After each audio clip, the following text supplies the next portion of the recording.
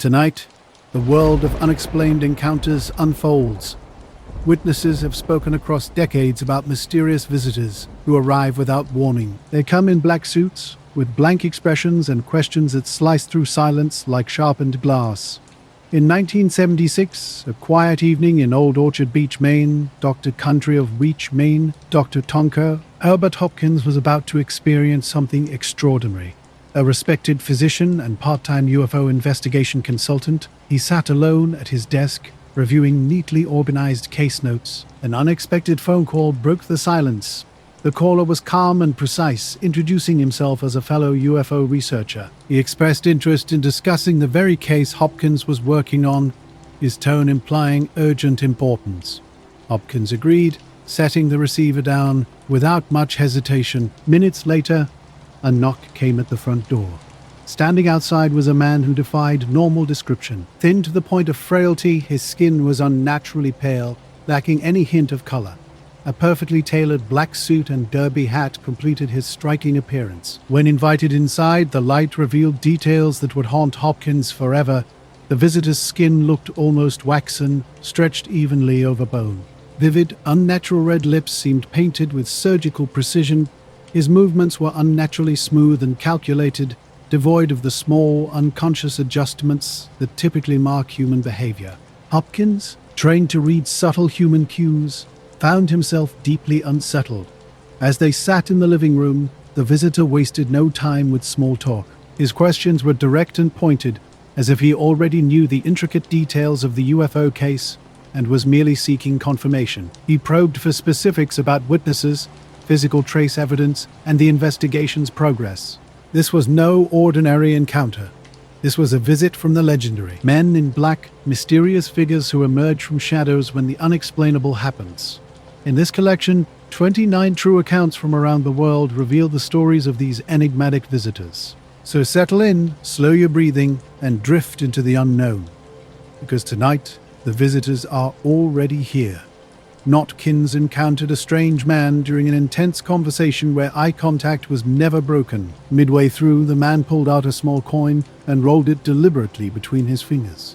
As Hopkins watched, the coin began to fade, its edges blurring and shine dulling until it seemed to dissolve entirely. "You will stop your work on this case," the man stated flatly, with no hint of threat or emotion. He continued questioning Hopkins, his inquiries testing the consistency of the responses. Over time, the man's demeanor transformed. His speech slowed, punctuated by deliberate pauses, and his movements became increasingly mechanical. Eventually, he announced his energy was depleting and needed to leave. Rising carefully, he adjusted his derby hat and walked to the door. Hopkins followed him onto the porch, watching as the man descended the steps and disappeared into darkness. No sounds of a vehicle accompanied his departure. That night marked a decisive turning point. Hopkins systematically destroyed every single document related to his UFO research. Case notes, photographs, and transcripts vanished before morning. His subsequent behavior changed dramatically. Calls from fellow investigators went unanswered, and when one colleague finally reached him, Hopkins' responses were terse and uninterested. The transformation was noticed by multiple people. A local librarian observed how Hopkins's frequent requests for materials on aerial phenomena abruptly ceased. Neighbors noted he seemed more withdrawn, with curtains drawn and porch light extinguished. While no public announcement was made, whispers of the incident spread through personal communications, letters, phone calls, and quiet conversations. When asked about his research, Hopkins would simply state that circumstances had changed, offering no further explanation. A scheduled visit from an out-of-state researcher was politely but firmly cancelled. The sudden shift was complete and absolute. Not investigators passed around a story with consistent core details, despite occasional minor alterations. The central image remained unchanged. A pale man in a black suit arriving swiftly after a phone call, performing an impossible coin trick, and leaving behind a suddenly halted investigation. Speculation emerged rapidly about the visitor's origins. Some pointed to the Air Force Office of Special Investigations, referencing its history of managing UFO witness interactions. Others considered the FBI, noting its past surveillance of civilian researchers. Most, however, classify this as a quintessential Men in Black encounter, emphasizing the visit's precise nature and its complete disruption of Hopkins' work. Hopkins' response to this incident was telling. By month's end, he had withdrawn from all UFO-related correspondence. When an old colleague visited his office unannounced, Hopkins greeted him warmly but firmly redirected conversations away from the case. "It's closed," he would simply say, preferring to discuss fishing, weather, and local news. Subtle changes in Hopkins's behavior became apparent. He stopped attending evening gatherings where local UFO enthusiasts shared stories. His curiosity about fringe topics vanished entirely. A former colleague observed bluntly that the man he once knew was interested in even the strangest claims, but not anymore.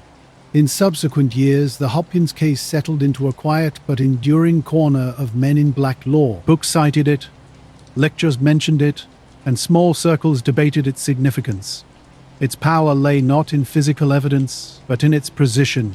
A lone man, a brief meeting, a single inexplicable demonstration, and the complete silencing of a willing researcher. Hopkins never publicly expanded beyond his original account. When later asked about the incident, he would only state, "I happened exactly as I said it did. I've said all I need to say." For those studying the Men in Black phenomenon, it represents a rare case where the visitor's purpose was achieved without intimidation or force. The files vanished, the work abandoned, the witness stepped away, all within a single evening. Maury Island Incident, June 1947. Puget Sound, Washington. On a calm June morning in 1947, Harold Dahr was out on his patrol boat. With him were his son, their family dog, and 2 crewmen. Suddenly, 6 metallic discs appeared overhead, moving in a tight formation. One disc faltered, tilted, and dropped a spray of molten debris. Fragments hissed into the water, with some striking the boat. A piece burned Dollar's son, while another killed the dog. Doll steered clear as the formation regrouped and slipped west into the haze. He kept a few shards from the deck, some light and brittle, others unnervingly heavy.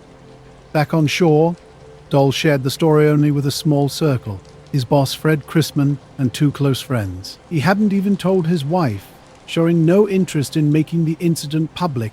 But something felt off by the following morning. An unexpected phone call came to his home from an unfamiliar voice. Polite but firm, the caller suggested a breakfast meeting at a Tacoma diner, naming the place and time before Doll could respond. At the diner, the man was already seated in a back booth, dressed in a black suit, crisp white shirt, and narrow black tie, with his hat neatly placed beside him. He presented an austere appearance. When Doll slid into the opposite seat, the man offered no name, no handshake. With a steady, unblinking gaze, he began speaking. "You had quite an experience out on the water," he said in a low, deliberate tone. Then, incredibly, he described every precise detail: the number of craft, the wobbling disc, the debris spray, the injury to Doll's son, the dog's death. Doll sat in silence, wondering how this stranger could know such specifics. At one point, the man leaned in slightly. He suggested it would be better for Doll and his family to forget what they'd seen. No explicit threat was made, but weight hung behind his words, as if the outcome was already determined. Doll noticed the man's pale, sharp features seemed oddly flat, like someone accustomed to minimal expression. His speech felt measured, almost rehearsed. The conversation lasted barely 15 minutes. Upon its conclusion, the man stood, buttoned his jacket, and left without paying for his coffee. Through the diner's front window, Doll watched him enter a black sedan parked at the curb. The car merged into the light morning traffic and disappeared. The encounter left an indelible impression Doll couldn't shake, a sense that the man wasn't revealing everything. Dahr had barely slept that night. The man's casual recounting of his son's injury echoed in his mind, not just for what he knew, but for the mundane way he spoke about it. In the days following the incident, Doll steered clear of discussing the sighting. When a local reporter asked about rumors of strange discs over the Sound, he dismissed them as a misunderstanding. Within a week, he publicly withdrew his entire account. Yet the story had spread beyond his control. Chrisman, still believing something unusual had occurred, wrote to an Army Air Force contact offering to show the debris. 2 intelligence officers, Captain William Davidson and Lieutenant Frank Brown, traveled from California to interview both men in depth. The officers meticulously questioned Dahr, seeking precise details about times, positions, and object descriptions. They carefully examined the boat's damage and collected debris samples, noting in their records an unusual slag-like texture different from standard alloys. Their notes also highlighted inconsistencies in Doll's account, shifts in event sequences and uncertainty about exact distances. They couldn't determine whether these discrepancies stemmed from genuine confusion or Doll's reluctance to speak freely. After completing their interviews, Davidson and Brown boarded their B-25 bomber to return to California carrying the samples. Near Kelso, Washington, the plane caught fire and crashed, killing both men. The debris was consumed by the blaze. Military channels quickly spread news of the crash, presenting it as a tragic accident. No mention was made of what the officers had been carrying. For Dar, the event only strengthened his resolve to remain silent. He had been instructed to forget what he saw, and now 2 men were dead. Privately, he told a friend that the diner meeting felt less like a conversation and more like being briefed about a situation he wanted no part of. The Air Force eventually declared the Maury Island case a hoax, citing Doll's own retraction, but the timeline, a sighting, a mysterious visit, a reluctant witness, and an unexplained loss of physical evidence, didn't sit right with everyone. Over the years, the story became part of a larger narrative. The men in black had long been a source of fascination for researchers. Their early encounters seemed defined not by aggressive tactics, but by a subtle, almost psychological control over witnesses. Take the Maury Island incident and Harold Dahl's experience. While the flying discs were fleeting, the subsequent visit from a mysterious man was deliberate and unavoidable. In July 1967, a classic example unfolded in Toledo, Ohio. Robert Richardson, a 19-year-old university student, was driving home late one night when a metallic object suddenly appeared in his headlights. After striking it with his bumper, he stopped and found a small, cool, silvery fragment which he pocketed without much thought. The next day, he mentioned the incident to a local UFO research group who advised preserving the fragment. Richardson stored it in a bedroom drawer. 2 days later, everything changed. A knock at his front door revealed 2 men in dark suits, one in his late 30s, the other around 50, both pale and eerily expressionless. "Mr. Richardson, you have something that does not belong to you," the older man stated. Richardson was caught completely off guard, asking them to elaborate. The pattern was becoming clear. These encounters followed a consistent script. Witnesses would report strange sightings and unexpectedly receive visits from individuals who seemed to know impossible details. Over the decades, similar reports emerged. Witnesses described unexpected encounters with men in black suits who possessed uncanny knowledge and issued instructions without overt threats. They would arrive suddenly, ask pointed questions, and leave behind more confusion than clarity. The Maury Island incident became the earliest documented example of this phenomenon. These visits were never about direct confrontation. Instead, they seemed designed to unsettle, to remind witnesses that something beyond their understanding was watching. A knock at the door, a black car waiting outside, someone who already knew exactly what you had seen. This was the consequence of witnessing something extraordinary. Richardson initially denied knowing anything, uncertain of the men's intentions when they first approached. A younger man stepped forward, pulling out a notepad that displayed Richardson's address, driver's license, and university ID numbers. The older man spoke with a flat, almost mechanical tone. We know what you have," he said. "You will give it to us." When Richardson requested identification, the men ignored him. They didn't claim to be from any official agency. The younger one simply stated, "It is important for your safety that you comply." Their presence suggested an unspoken authority, heavy with implied threat. The entire encounter lasted barely 5 minutes. Richardson told them the piece had already been sent for analysis, which was true. The older man's expression remained unchanged, but he leaned in and lowered his voice with a clear warning. If he was lying, consequences would follow. Without another word, they turned and walked to a black 1963 Cadillac sedan parked at the curb. The car disappeared silently into the next block. 3 nights later, around 9 p.m., another knock came. This time, a single younger man stood at the door wearing a dark suit and a pale grey fedora pulled low. Richardson would later describe the man's skin as unnaturally smooth. Though his tone was more conversational, The message remained the same: the fragment must be returned. When Richardson repeated that the fragment was no longer in his possession, the man smiled faintly and said, "You will retrieve it?" Then came a chilling question that would haunt Richardson. "How would you like it if we harmed someone close to you? Your wife, perhaps?" Richardson wasn't married, but he was in a serious relationship. The man knew her full name and address, delivering the threat with casual precision. After this encounter, Richardson's sense of safety was permanently altered. The UFO research group had already passed the fragment to a metallurgical researcher, but the men's detailed knowledge of his life continued to unsettle him deeply. But Richardson was acutely aware of something unusual happening around him. A black Cadillac seemed to track his movements, sometimes idling nearby, other times just distant enough to create uncertainty, whether walking to his car or running everyday errands like grocery shopping or visiting the library. He felt constantly shadowed. Subtle surveillance became apparent through seemingly ordinary scenes: a man in a suit near a magazine rack, another in a diner's corner booth perpetually reading a newspaper without turning pages. Richardson shared these encounters with only a few people, including a university physics professor with an interest in UFO reports. The professor's response was chilling. "If those men are who I think they are," he warned, "you don't want to test their patience."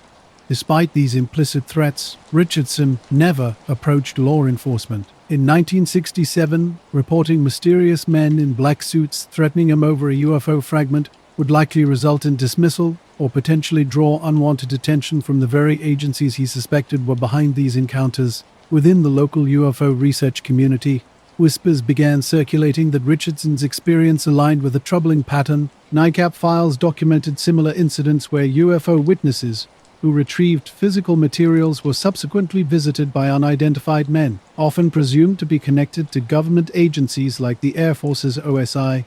In most such cases, the retrieved materials disappeared permanently. Laboratory analysis of Richardson's fragment yielded inconclusive results. While researchers noted unusual structural properties, they stopped short of declaring extraterrestrial origins. Before additional testing could be conducted, the fragment vanished under unexplained circumstances. As suddenly as they began, the encounters ceased. The surveillance car disappeared, the strangers stopped appearing, and life seemingly returned to normal. Yet Richardson was forever changed, haunted by a lingering sense of vulnerability to forces beyond legal or rational understanding. In later interviews, Richardson remained cautious. He never definitively claimed the men were aliens or that the fragment originated from another world. Instead, he emphasized their controlled, unsettling demeanor, a testament to an experience that defied conventional explanation. Note, in the spring of 1968, Jersey City became the backdrop for an unsettling encounter that would later become a cornerstone of Men in Black lore. Mary Robinson's morning routine took an unexpected turn when she spotted a black sedan parked across the street. Behind the wheel sat a man in a dark suit, white shirt, and black tie, his face pale and features sharp, yet paradoxically devoid of any genuine expression. Jack Robinson, Mary's husband, was well known in the UFO research community. He had spent years meticulously collecting reports and interviewing witnesses, with a recent focus on a series of mysterious close encounter accounts in the area. His work would soon intersect with a deeply personal experience that would challenge everything he understood about unexplained phenomena. The man in the sedan was not merely a random observer. His gaze was unnervingly fixed on Mary, following her movements with an almost mechanical precision. As she walked toward the corner, she felt an acute sense of being watched, a feeling that persisted even after she turned down the block. What unfolded would become a textbook example in MIB literature. The incident was less about the UFO sighting itself and more about what happened afterward, calculated and precise response from unidentified agents. Their intimidation extended beyond Jack, affecting those close to him. An artifact recovered from the encounter was quietly and systematically removed from public reach. Richardson, another researcher who experienced a similar encounter, captured the essence of these interactions. "If they wanted peace," he once remarked, "they could have taken it that night. Coming back twice was about something else. They wanted me to remember them." For researchers studying these phenomena, the lasting impact lies not in the vanishing evidence or fading sighting details, but in the deliberate surgical disruption of a witness's life, an imprint so profound that decades cannot erase its psychological impact. Papers on Jack's desk were out of place, a drawer slightly open when she was sure he'd closed it.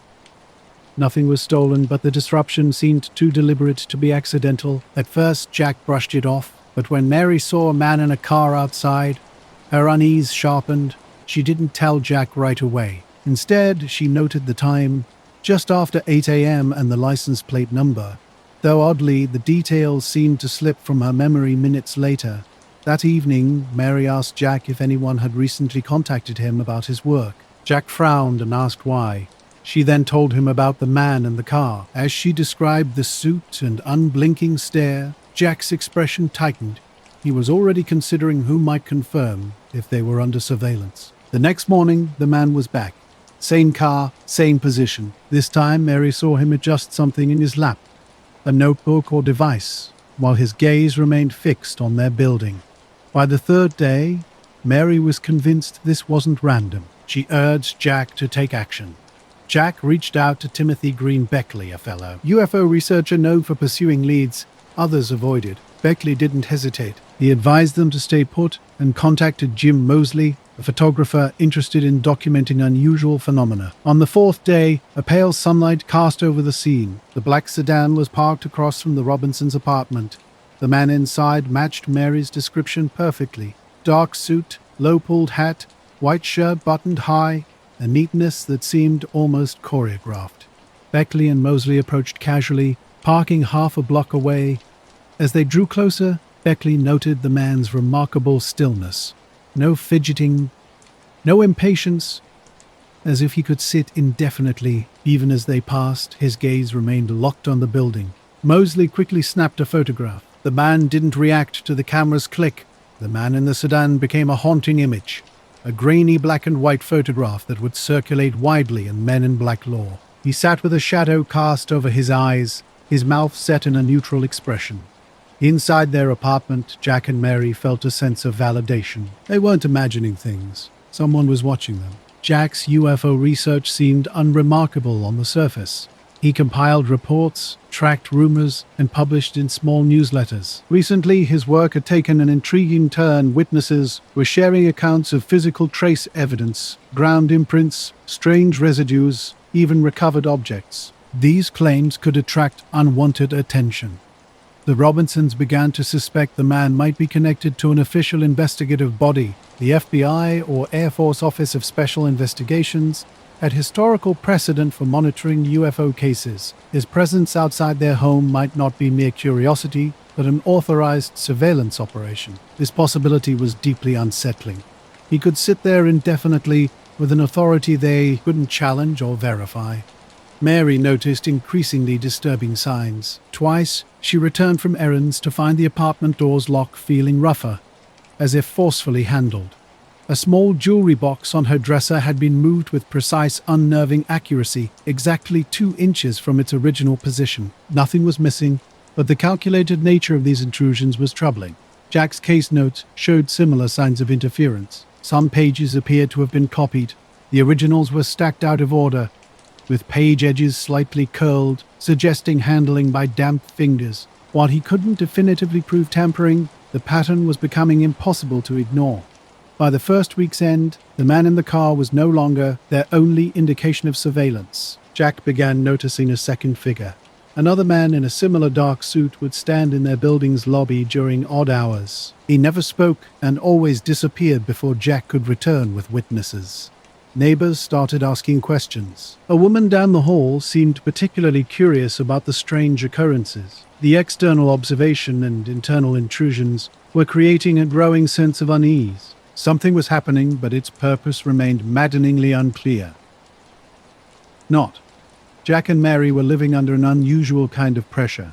It started with small, unsettling moments that gradually built tension. Another tenant told Mary about 2 men in suits who had walked silently down the hallway late one night, stopping outside their apartment door before leaving without a word. The unease crept into their daily life. Jack began checking the street before leaving the apartment, while Mary started drawing curtains during the day. Worried about unseen eyes watching, their phone calls felt strange, with occasional static and unexplained clicks. When Beckley returned a week later, the black sedan was still parked nearby. He and Moseley decided to take a more direct approach. Walking past the car, Beckley looked directly at the man and said morning. The response was chilling in its absence.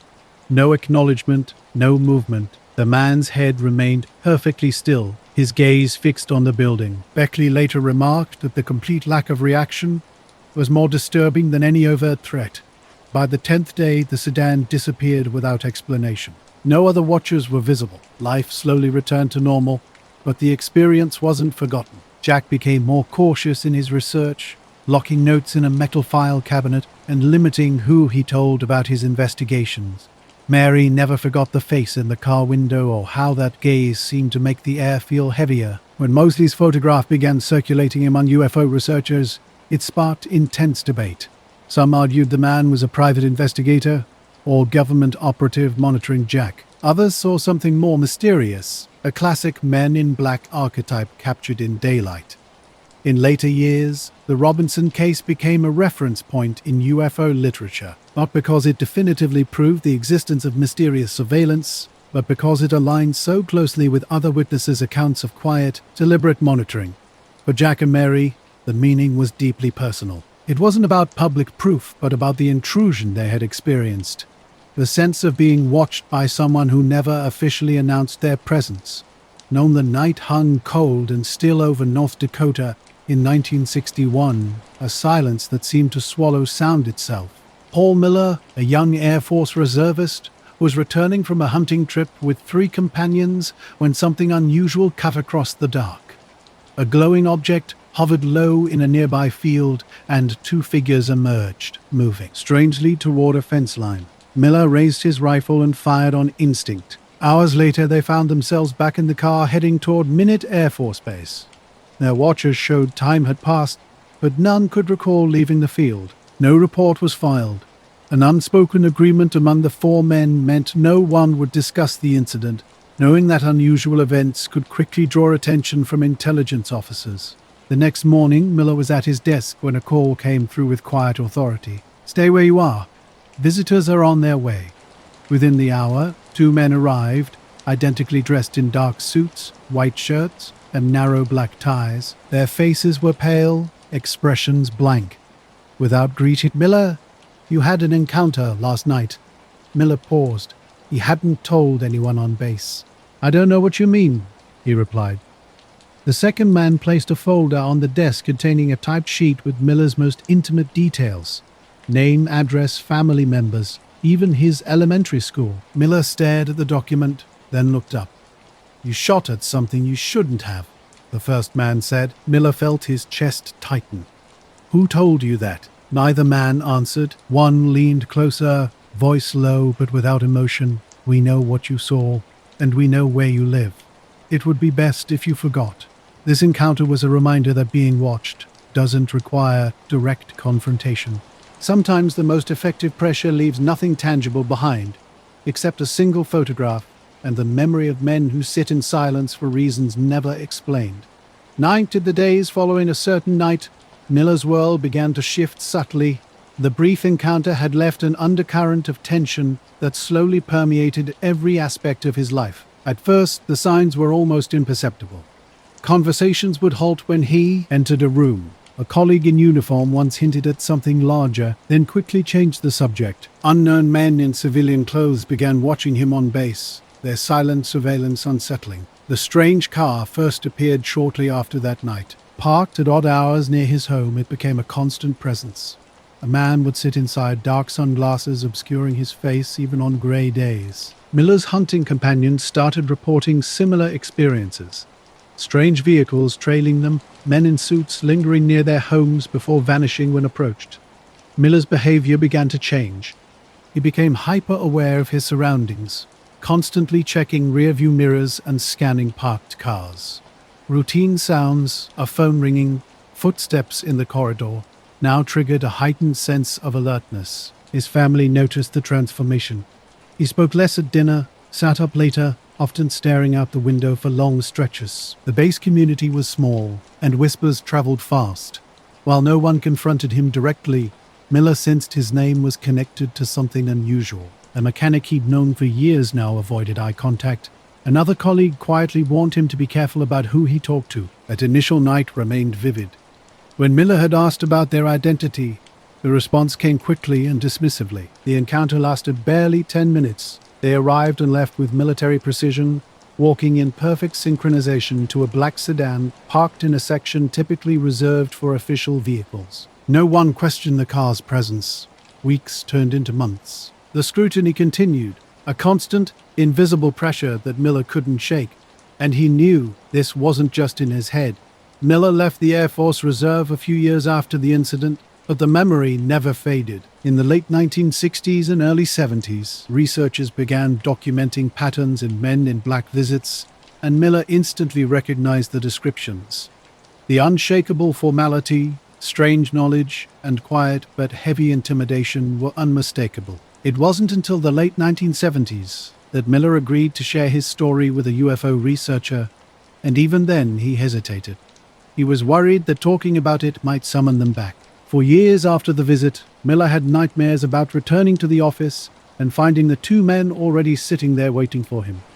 By the time his account entered UFO literature, the original sighting had become almost secondary. The focus shifted to the response itself, the precision, speed, and unusual coordination. How had they approached within hours, armed with personal and military background? They issued a warning without any official acknowledgement.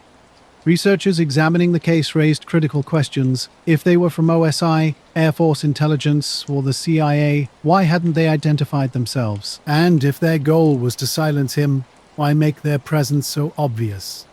Miller didn't dwell on these broader theories. For him, this was a personal memory, sharp and unnerving.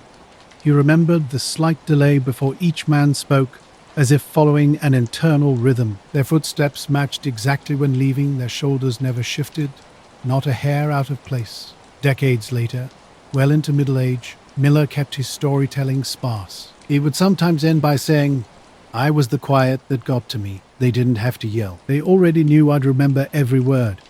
Among those who heard him speak, the impact was lasting. In small UFO discussion groups and private correspondences, his case became a clear example of men in black behavior, stripped of theatrics, built entirely on controlled presence and the weight of implied authority. Some listeners admitted it wasn't the content of the warning that disturbed them, but the idea that such an encounter could happen so quickly. Dear. In the industrial city of Bridgeport, Connecticut, 1953, Albert K. Bender was more than a casual observer. As the founder of the International Flying Saucer Bureau, he ran a growing network of enthusiasts who traded sightings, theories, and clippings by mail. His top-floor apartment at 784 Broad Street served as the Bureau's headquarters, with every surface cluttered with files and correspondence. That summer, Bender was preparing an issue of Space Review, the Bureau's bulletin.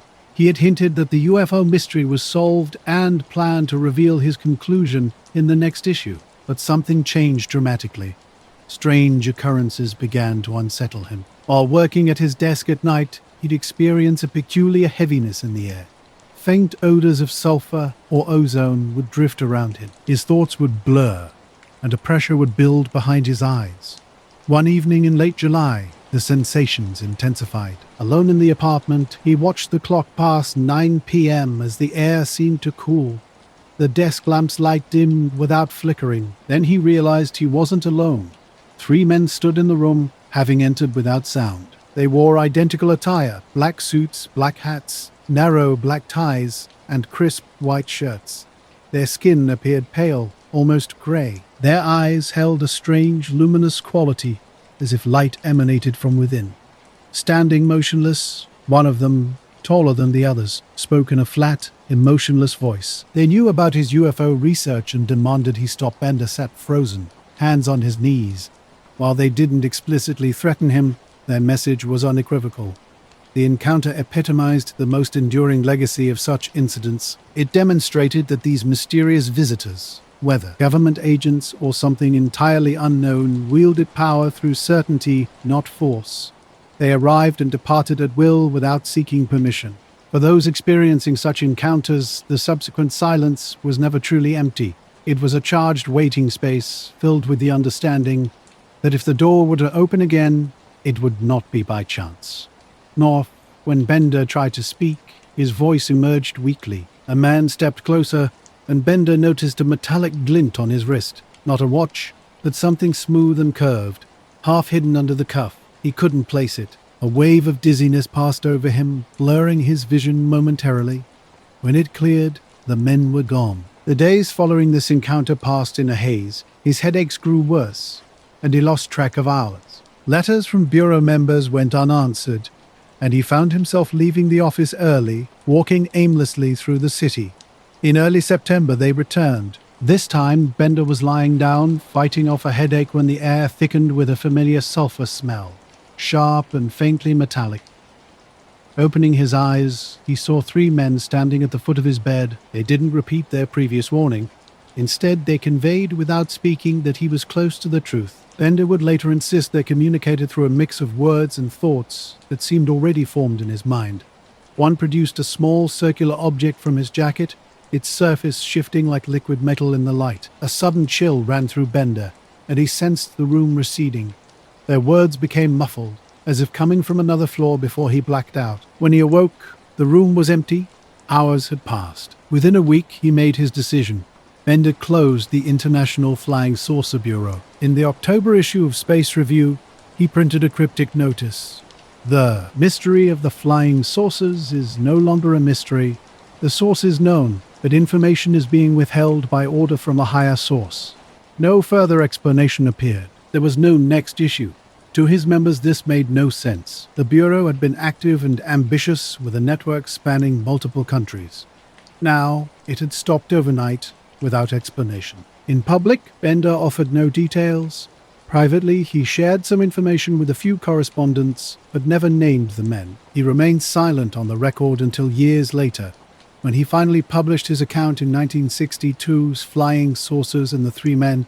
The details were as strange as his previous silence had suggested. He described the 3 visitors not just as men in black suits, but as entities who could appear and vanish at will, whose presence was accompanied by an unnatural cold and a distinctive odor.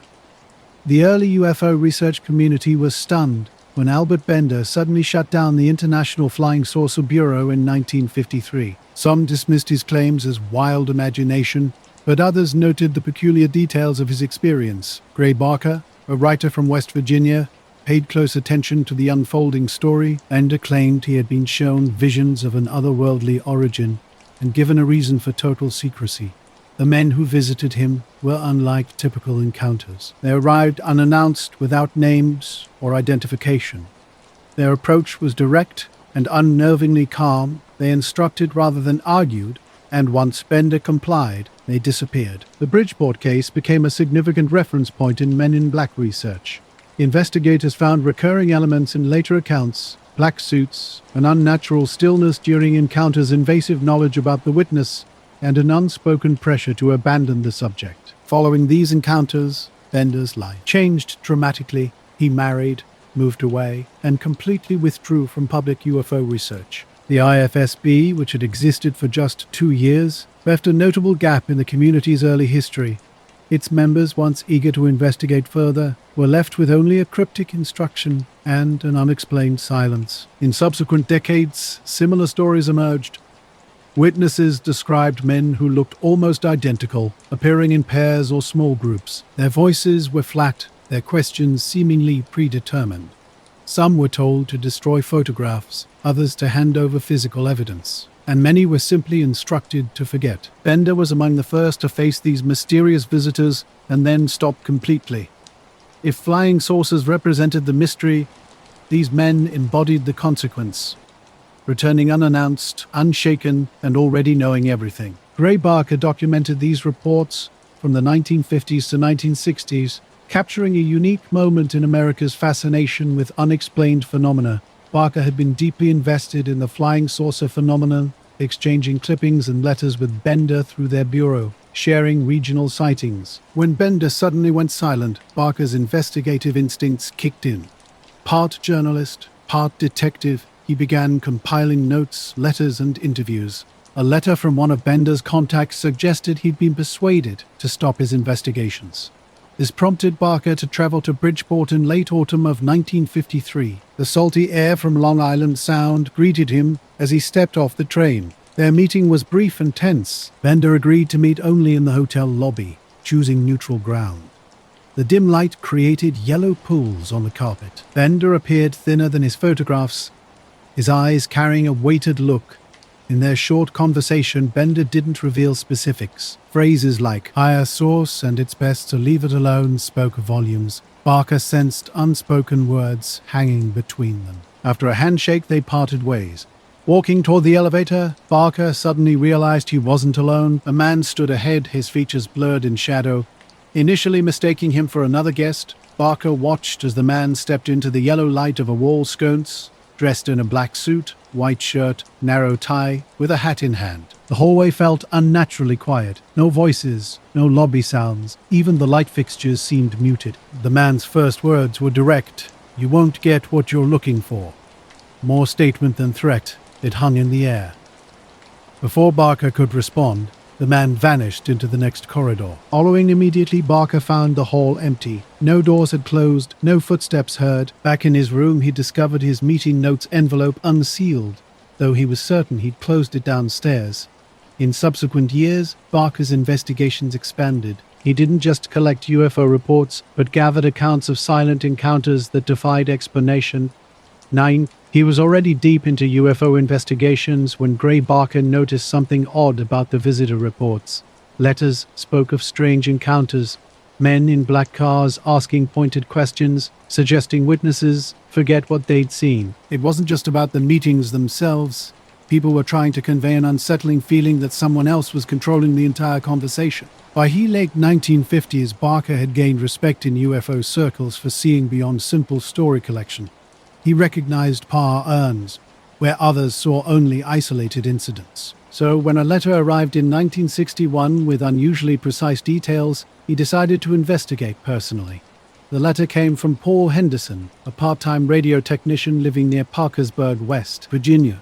Henderson described an encounter that went beyond typical UFO reporting. After sharing a low-level disc sighting with a local newspaper, two men in black suits appeared at his home. They demonstrated an unnerving knowledge. They knew exactly what he told the paper, the precise time he went outside, his viewing direction, and that he'd taken a Polaroid photograph. Barker called immediately. Henderson sounded nervous, but agreed to meet if Barker came alone. The journey wound through bare winter hills, trees rattling in the wind.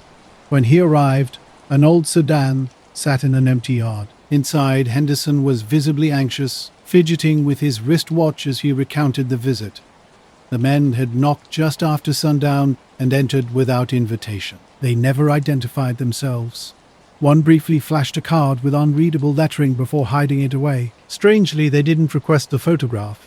Instead, they told Henderson he wouldn't find it worth keeping, claiming it would fade into insignificance. Curious, Barker asked to see the image. Henderson retrieved an envelope and slid the photograph across the table. The picture was peculiar, pale and washed out, not from age, but as if the exposure itself had been somehow drained. A faint circular outline hovered over the terrain, the rest nearly white. An unnatural silence filled the room. The wall clock's tick was the only sound. Through the window, Barker spotted a black sedan at the drive's edge. Two figures sat inside, faces turned toward the house. When he looked back, Henderson had gone pale. "That's them," he whispered. Without further discussion, Barker gathered his notes, thanked Henderson, and left. By the time he stepped outside, the car had vanished. Only wind moved through the trees. The next morning, Barker would find something missing from the bottom drawer of his filing cabinet. A letter. Unlocked. A pattern confirmed. He never let it go that way. Sightings reported. Visits follow. Witnesses withdraw. Evidence sometimes vanishes or becomes meaningless. Visitors leave without names or credentials, but with a line that carries more weight than any formal threat. For Barker, two encounters, one in a hotel hallway, another on a back road in West Virginia, revealed Bender's experience wasn't unique. The same stillness, sound compression, pale faces, and flat voices appeared repeatedly. They knew too much about flying saucers. Barker wove Bender's story with others, creating what's considered the first public outline of the Men in Black. Critics claimed embellishment. Supporters argued he had mapped the edges of an effort to keep the UFO question unresolved. By the late 1960s, Barker was more than an observer. He had been in the hallway. He had seen the car. Like others, he understood the unspoken rule. Sightings are only part of the mystery. Visits are what truly matter. They didn't arrive with warning. They never explained themselves. In that moment, you simply knew your story was no longer yours alone. On May 23rd, 1964, Jim Templeton, a Carlisle fireman, took his wife, Annie, and young daughter Elizabeth to Berg Marsh, near Solway, FTH. The quiet, open place prompted him to capture family photographs. 3 shots of Elizabeth sitting on the grass in a light blue dress. 2 ordinary, 1 extraordinary. The middle frame revealed a tall white figure behind her. Bulky shoulders, smooth, rounded head. Neither Jim nor Annie had seen anyone. The empty marsh made an unnoticed arrival impossible. When developed, the figure was undeniable. Friends suggested police involvement. Kodak confirmed a single, untampered exposure. A local paper published the image as the Solway FTH spaceman. National headlines followed. Templeton fielded journalist questions, offering no theories, just the photograph. Then, 2 men arrived unannounced. Templeton first encountered the 2 mysterious men at the Carlisle fire station. They were impeccably dressed in dark suits, white shirts and narrow ties, both tall and clean-shaven. Their accent was unfamiliar to Templeton, and they introduced themselves only as number 9 and number 11, providing no names or business cards. While they claimed to be from the government, they didn't specify which department. Their approach was polite, yet strangely formal, almost as if following a script. They asked Templeton to accompany them to Berg Marsh, which he agreed to do. During the drive in a dark sedan, conversation was minimal. Their primary concerns were whether Templeton still had the negatives and if he had shown them to anyone. Once at the marsh, their questioning became more intricate. They probed deeply about the day's conditions, the weather, wind direction, aircraft presence, and Templeton's exact location and orientation. Templeton repeated the details he had previously shared with the police. The afternoon had been calm, no one else was nearby, and nothing unusual had occurred. The men listened intently, their expressions unchanged. One repeatedly asked if Templeton was certain he hadn't seen anyone, even from a distance. Then came a troubling question. Did he believe the figure was connected to anything he might have read in the news? Templeton's uncertainty prompted further pressing about whether he was withholding information. When Templeton denied this, the tone shifted. The men exchanged a brief glance, concluded the questioning, and advised Templeton to forget the matter. Without further interaction, they returned to their car and drove away, leaving him standing alone on the marsh.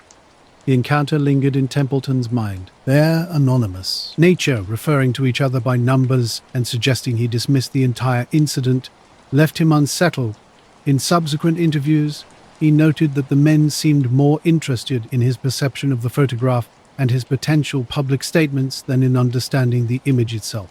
Not long after, an Australian reporter contacted Templeton, claiming that similar figures had been spotted at the Wura test range during a missile launch. These figures, described as white-clad and helmeted, were seen inside a restricted area, causing significant concern. Decades after the incident, the photograph taken at Woomera continued to spark intrigue and debate. The Australian government and British authorities maintained silence, leaving the story shrouded in mystery. Templeton stood by his account. The figure in the image was distinctly different from his daughter Annie. Skeptics suggested it might be her, overexposed in bright sunlight, but both Templeton and Annie insisted she was several yards away when the photo was taken. Strange encounters followed the photograph's publication. Men in suits visited Templeton first at the marsh and later at his home, asking probing questions about that day. They identified themselves only as investigators, offering no clarity about their origins or affiliations. Letters began arriving from individuals reporting similar experiences. People claimed to have seen comparable figures near military installations or test sites, often followed by mysterious interviews with unidentified men. Templeton started to sense a broader pattern emerging. By the 1970s, the photograph had gained significant attention in books and television programs about unexplained phenomena. The visits from anonymous officials became a recurring theme, drawing parallels with other witness accounts. UFO research circles informally labeled such encounters as Men in Black interactions. Speculation about these visitors' identities ranged widely. Some suggested they were intelligence officers, while others believed they might be private contractors working for defense agencies. The photograph's proximity to military facilities only added to the intrigue. Templeton remained focused on the facts as he experienced them. Two unknown men, formally dressed, had arrived unannounced, questioned him extensively, and urged him to forget what he had witnessed. The interest wasn't primarily about aliens, but about what might be hidden in the background, equipment, personnel, or something that shouldn't have been documented. Some viewed the incident through a paranormal lens, suggesting a deliberate effort to suppress unexplained sightings. Templeton consistently maintained his integrity. He never profited from the photograph, refusing payment and allowing only analytical copies to be made. Though the image disrupted his life, Templeton never changed his account of the marsh visit or the strange men who questioned him. Decades later, the Soway case remained a compelling mystery at the intersection of photographic evidence and unexplained official interest. Analysts confirmed the negative was genuine, but disagreed about the figure's nature and the reason for the visits. Who were these people? Why were they there? If not human, why the insistence that Templeton forget the incident? The case lingers in an ambiguous space, neither conclusively debunked nor proven.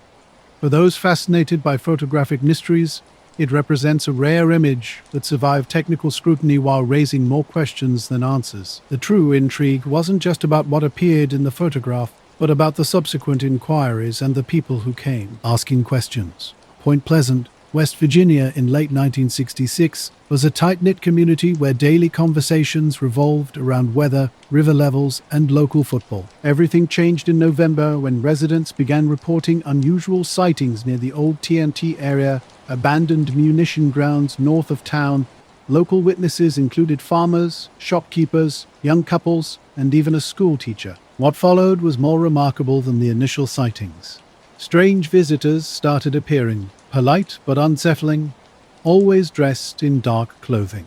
These encounters transformed the ordinary small town into the center of an unexplained phenomenon that would capture imaginations for years to come. The visits came, unannounced, swift, and nameless. Strange men in dark suits arrived with an agenda that defied simple explanation. Mary Heyer, the Athens Messenger's Point Pleasant correspondent, was used to reporting on local events like county fairs and floods. Her routine changed when her office began filling with accounts of peculiar occurrences, shadows passing over barn roofs, red lights drifting across rivers, mysterious roadside figures. She diligently recorded these stories, filing her clippings and writing her columns where the waters converge. Then the unusual visits started. A farmer outside town had shared with Heyer his encounter with a winged figure in his pasture at dusk. Days later, two tall men in dark coats and hats arrived down his long gravel lane. Their conversation began seemingly innocently, asking about details he'd already told Mary. But soon they probed deeper, inquiring whether he'd shared his story with others or written it down. When he asked about their identity, one simply smiled and said, "That's not important." His parting words chilled the farmer. Things are less complicated if they're left alone. What unsettled him most wasn't the unexpected visit, but the sense that they already knew his answers before he spoke. Another incident involved a woman who'd reported strange lights over the Ohio River. Two men appeared at her door after dark, their car quietly idling nearby. They were polite but unnervingly cold, as if following a rehearsed script. They asked precise questions about her location, viewing direction, and requested she describe the light's path. Strangely, they never wrote anything down. Instead, they repeated her answers verbatim. Moments after they left, she realized the street was empty, and she hadn't heard their car depart. Heyer herself experienced similar oddities. It began with peculiar phone calls, silent lines that remained open for extended periods, occasionally interrupted by an electronic beep before disconnecting. Then one afternoon, a man entered her office. Short, with long black hair and a sallow complexion, he stood with an unusually rigid posture. He dispensed with introductions entirely, cutting straight to his purpose. By January 1967, Heyer's desk drawers were filling up with more than just sighting reports. She started collecting accounts of unannounced visitors, filing them alongside UFO and creature encounters. Strange interactions began to emerge across town. A teenage witness shared a story about an old black sedan that pulled up outside his house. Two men in matching coats approached him, dropping details they shouldn't have known. They mentioned the name of my dog where my sister worked, and my mom's birthday, without even asking. It felt like they were checking their own information.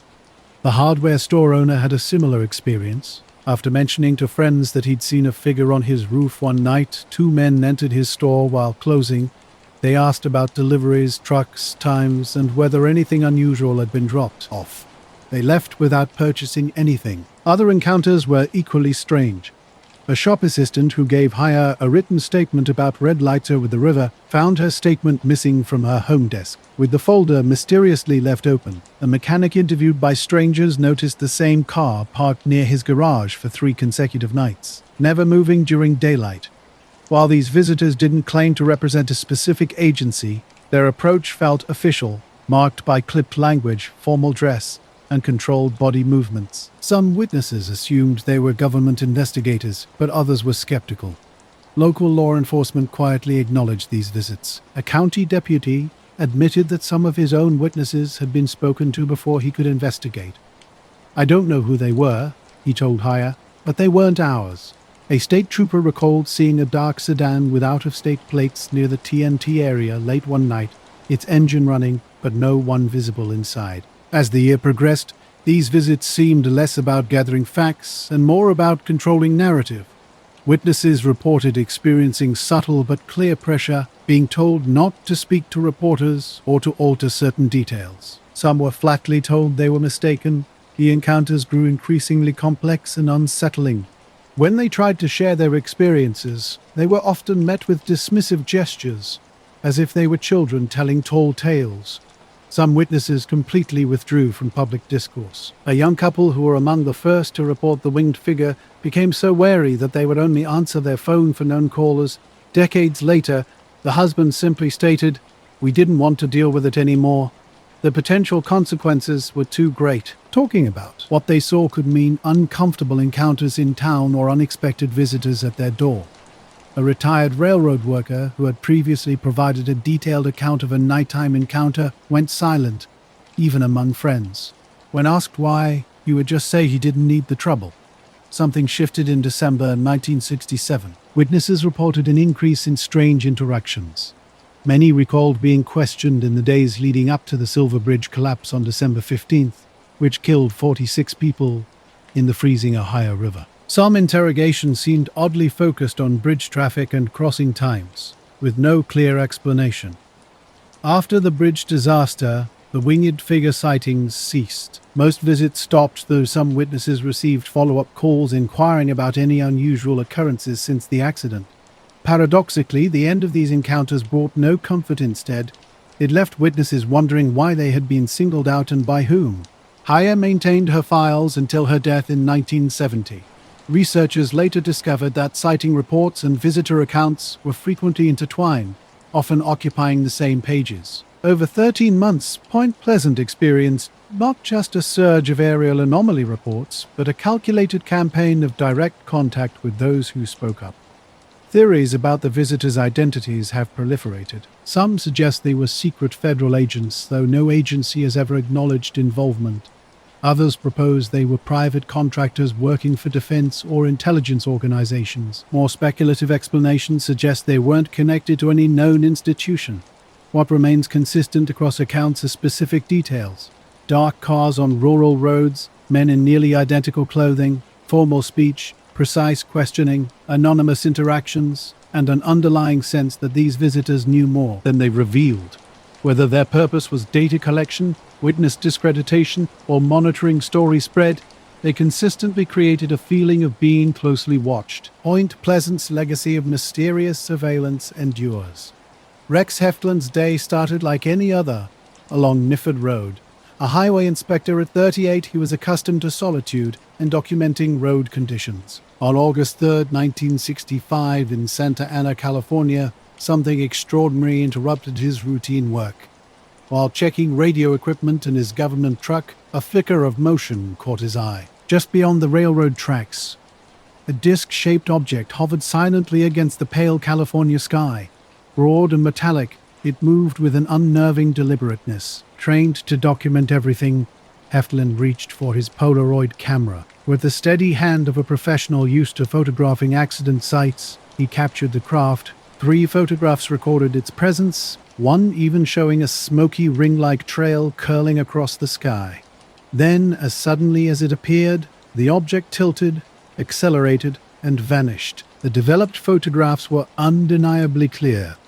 A structured disc with a domed center tilted against the horizon. Heftlin first shared the images with colleagues at the California Division of Highways.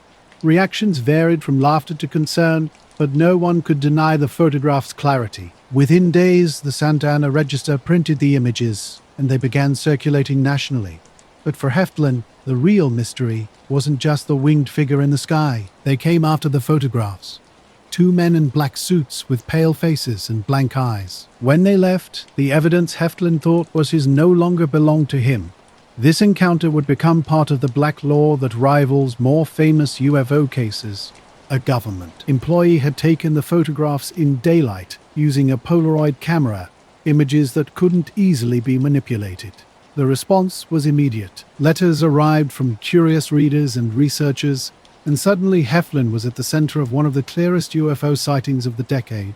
But attention attracts scrutiny, and scrutiny brings unexpected visitors. Days after the photographs appeared, a phone call came to his office. The voice was calm and mechanical, introducing itself as a NORAD representative. The Air Force required the original Polaroids for analysis, with phrasing that left little room for refusal.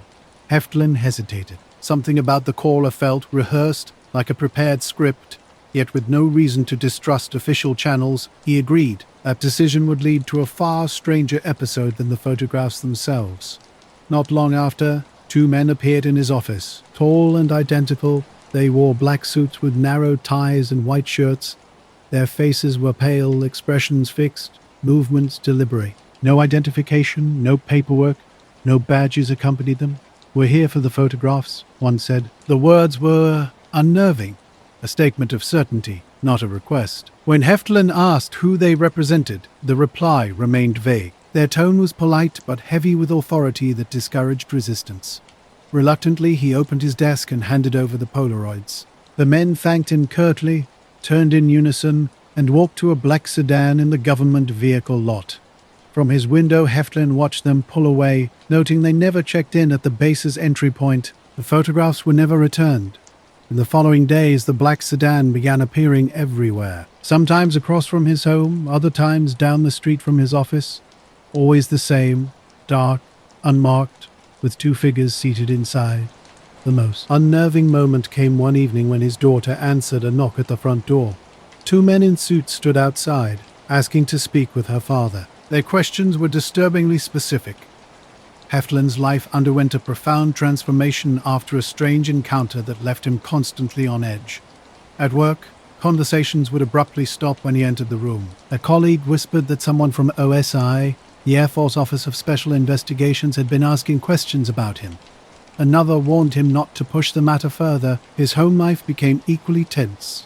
His daughter recalled how he would pause during meals, scanning the street through the window, always looking like he was waiting for something. A knock, a call, "I was always here," she would later say.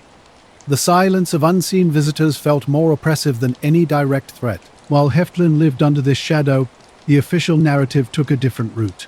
NICAP researchers studied the surviving photographs, concluding they were single exposure Polaroids of a structured object, not composites or hoaxes. These images were among the most compelling UFO evidence of the era, yet the Air Force, through Project Blue Book, summarily dismissed the case. The contradiction was striking. If the photographs were truly worthless, why had men representing NORAD and OSI come to seize the originals? Why did Heftlin's family endure such silent surveillance? To those paying attention, the message was clear. Hubbard dismissal masked quiet suppression.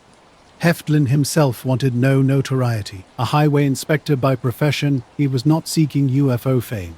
But his encounter reshaped everything. He stopped giving interviews, withdrew from public discussions about the photographs. Friends noted he had become quieter, more guarded, less at ease. He altered his routines completely before returning. Home? He would circle blocks. At night, he drew the blinds. He checked the street before speaking. When those mysterious visitors first confronted him, they hadn't argued or explained. They simply turned, walked in sync to their sedan, and drove off in silence. What unnerved Heflin most wasn't their words, but their movement, synchronized, expressionless, as though rehearsed beyond human habit. Heflin later told a confidant, "They just needed me to remember, like the phenomenon of Men in Black was rooted in control through psychological pressure. Silence became safer than speech, achieved not by violence, but by the awareness of being watched." Rex Heflin's photographs became more than mere images of a disc in daylight. They represented a pattern echoed through years of similar accounts. A witness captures something extraordinary, followed by men arriving under official authority, after which evidence mysteriously disappears. Decades later, digital scans of Heflin's surviving copies underwent modern analysis. Experts found no evidence of trickery. The images appeared to be genuine single-exposure Polaroids of a structured object in the sky, yet the originals never resurfaced. Investigators were left with mounting questions. Why would men claiming connections to NORAD and OSI go to such lengths to recover photographs the Air Force publicly dismissed as inconclusive? Why had Heflin's family endured silent surveillance if the incident was meaningless? These contradictions became part of the case's enduring weight. Heflin's story stood as a clear example of how physical evidence and human testimony could be swallowed by an unseen machinery of suppression. The photographs were significant not just for what they showed in the sky, but for the shadow that descended afterwards, a shadow that shaped his life as profoundly as the craft itself. Today, Myford Road appears, unremarkable, a typical stretch of Southern California asphalt, busy with commuters passing without a second thought. The ordinary landscape conceals the extraordinary moment that unfolded above it, and the unsettling ground-level encounters that followed. For Heflin, the true weight of the story extended beyond the disc he photographed. It was about the subsequent visitors, nameless, precise individuals, moving like shadows in daylight. They left no documents, no official trace, only the absence of photographs and the silence that followed. What ultimately remained was not just an image of an object in the sky, but a reminder of how easily evidence can vanish and how quietly a life can be reshaped by unseen hands. The photographs spoke once, but their silence has lasted far longer, and perhaps that silence was always the point. Ralph and Judy Rankin, The Unwelcome Visitors, September 1966, New Jersey, USA. The Rankins' journey into UFO research began with subtle, unsettling signals. A strange click on the telephone line first hinted at something unusual. Static-filled conversations and carefully placed silences suggested more was happening than met the ear. Ralph and Judy weren't casual observers.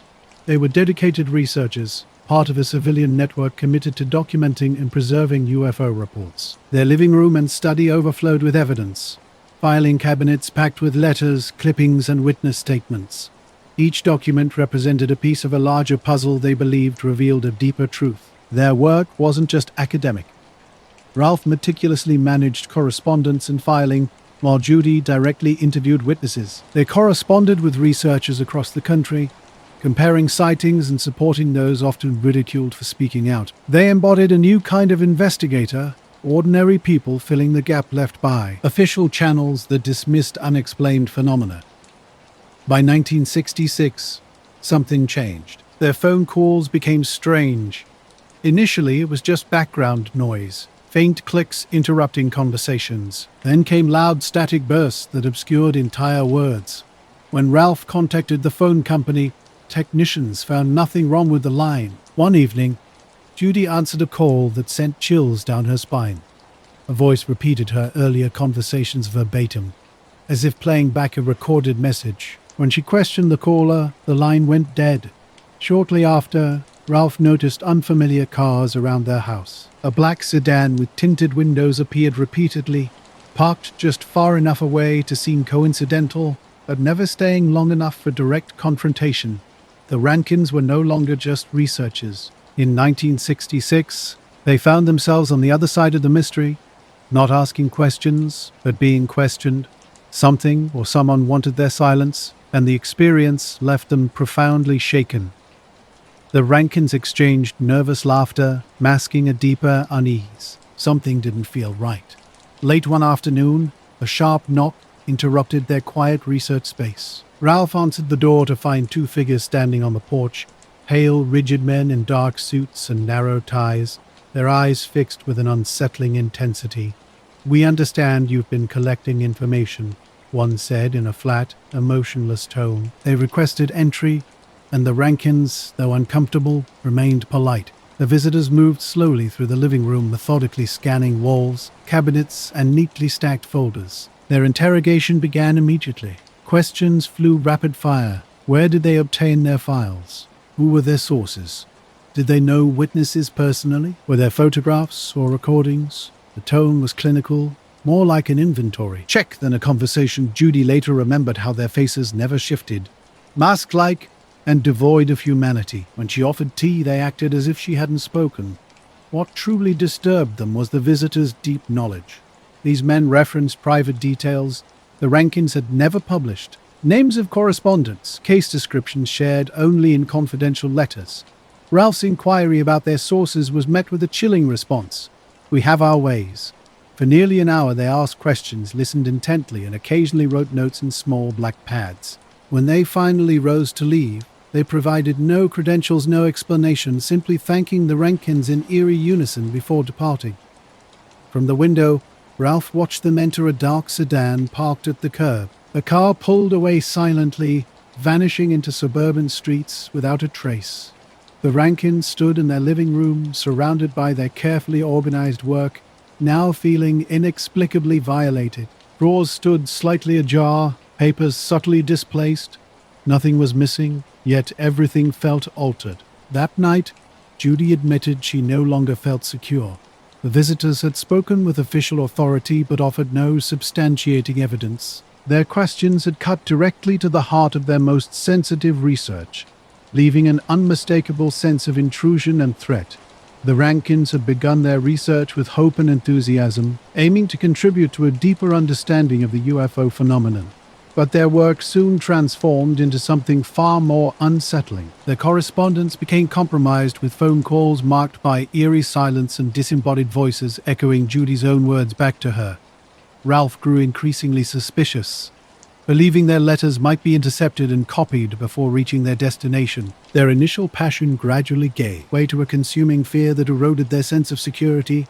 The changes were dramatic and swift. They withdrew completely from UFO research and activity. Meetings stopped. Reports to NICAP ceased. When others asked about their sudden retreat, they offered only vague explanations. "We've had some pressure," or "It's best we step back." Those who knew them recognized a profound transformation, from eager researchers to people haunted by an unspoken dread. For Judy, the fear was intensely personal. Every car slowing near their curb, every phone ring became a source of anxiety. Ralph felt the weight more deeply, a sense of failure not just to himself, but to the entire research community, built on mutual trust. Their self-imposed silence mirrored exactly what their mysterious visitors seemed to want. Word of their experience spread quietly through UFO research circles, eventually documented in NICAP files as a clear case of intervention targeting researchers, not just witnesses. The implications were chilling. This wasn't just about observing strange craft in the sky. The phenomenon reached into private homes, across telephone lines and personal correspondence, breaching the most intimate boundaries. Ralph and Judy had sought only truth, not fame, but their passion had drawn attention from unnamed forces. Friends noticed the change. Ralph became quieter, more guarded in conversations. Judy seemed perpetually distracted, often glancing nervously at windows during discussions. The vibrant energy that once characterized their UFO research discussions had been replaced by a heavy, oppressive silence. Their decision to withdraw wasn't impulsive. It reflected a deeper understanding that continued involvement might invite more visits, more intrusion, more fear. The Rankin case remains a stark reminder of the potential consequences of pushing too deeply into unknown territories. The Men in Black phenomenon stretched far beyond random witnesses of extraordinary events. It encompassed those who actively pursued truth, gathering evidence others sought to suppress. Their experiences revealed a deeper layer of mystery.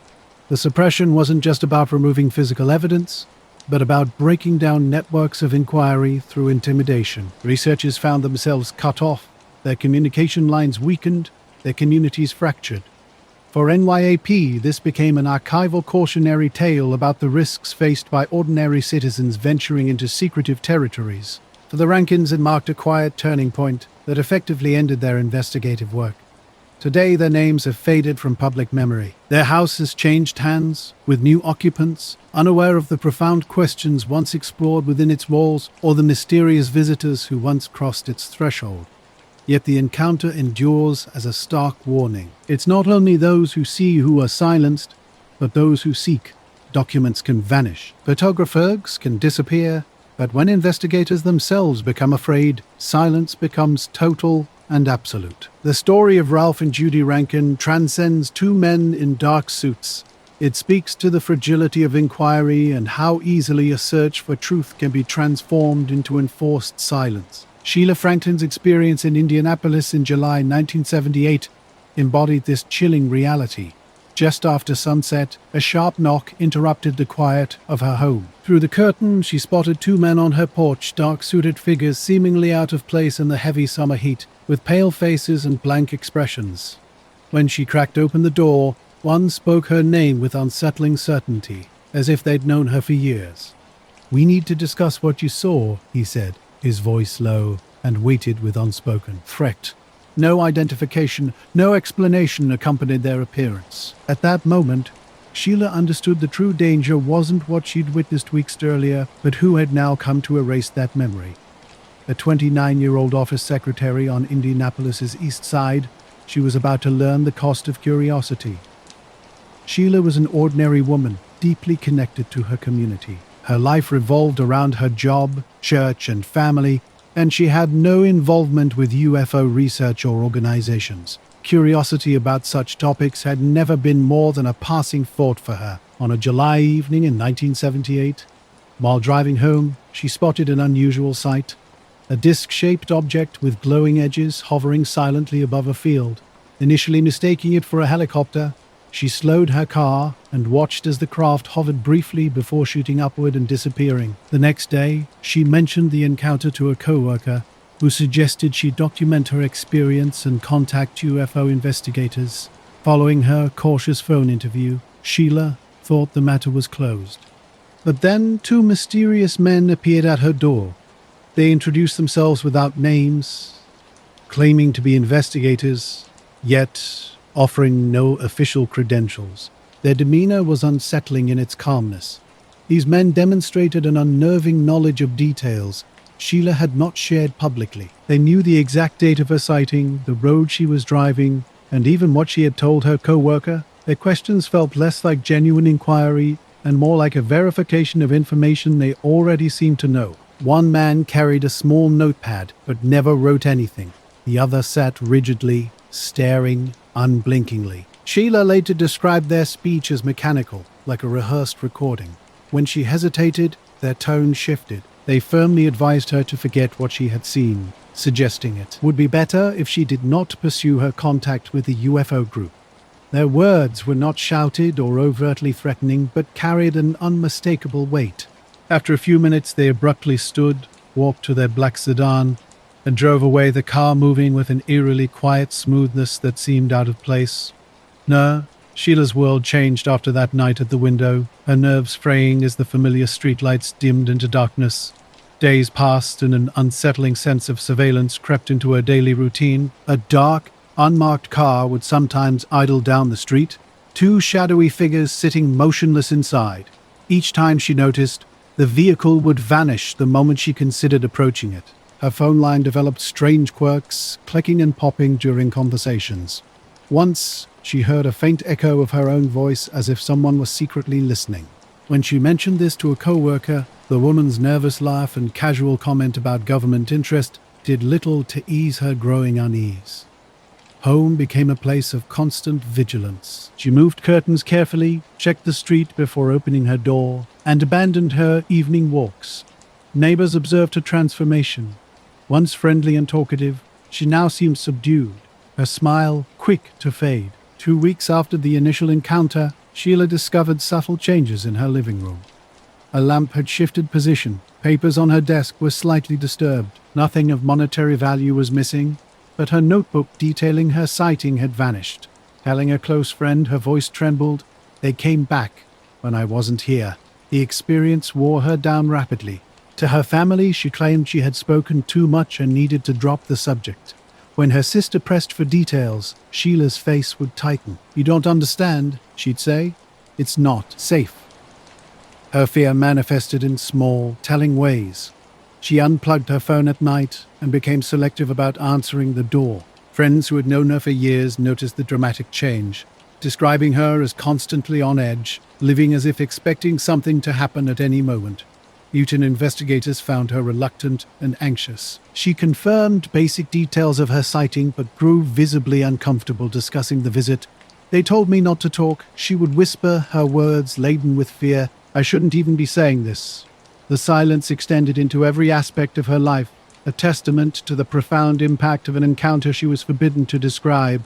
Noticed subtle changes in her behavior. She stopped casual conversations, no longer shared lunch with the group, and frequently gazed out the window, appearing deeply preoccupied. One colleague recalled her whispering a chilling statement, "It's not the light I'm afraid of, it's the men." Researchers were particularly troubled by the mysterious men's precise knowledge. These strangers knew details that only her co-worker and the MUFON investigator were aware of. They referenced her intent to continue with the UFO group, information from a single phone call she had never publicly discussed. When MUFON investigators contacted local police about potential visits to her home, the response was definitive. The police categorically denied any knowledge of such a visit and insisted they had no reason to intervene. If not the police, then who were these men? They carried themselves with official confidence, yet no agency claimed them. Their authority seemed absolute, but their credentials disintegrated under careful examination. Their warning was unequivocal, yet their presence left no trace. For Sheila, this contradiction was unbearable. She desperately wanted to believe someone would offer protection or explanation. Instead, she encountered only denial and silence. The lack of explanation became its own cryptic answer. The Sheila Franklin case never became a media sensation. It didn't appear in newspapers or attract national television coverage like earlier UFO encounters. However, among researchers, her experience became a quiet reference point, illustrating how Men in Black activities had transformed by the late 1970s. Unlike the high-profile cases of the 1950s and 60s, where physical evidence and photographs were seized, Franklin's experience highlighted a different strategy. Silencing ordinary witnesses who dared to share their observations. She possessed no photographs, no Debratic abduction narrative. Her testimony was her only evidence, yet that alone was sufficient to prompt a visit from men determined to ensure her silence. Her fear was profound and enduring. Friends noted that she avoided discussing the experience for the remainder of her life. When approached by sympathetic researchers, she would only confirm that she had been told to forget. The weight of that instruction pressed down on her, making silence seem like the only safe option. For MUFON investigators, her case was deeply troubling, not just for its specific details, but for what it represented about witness suppression.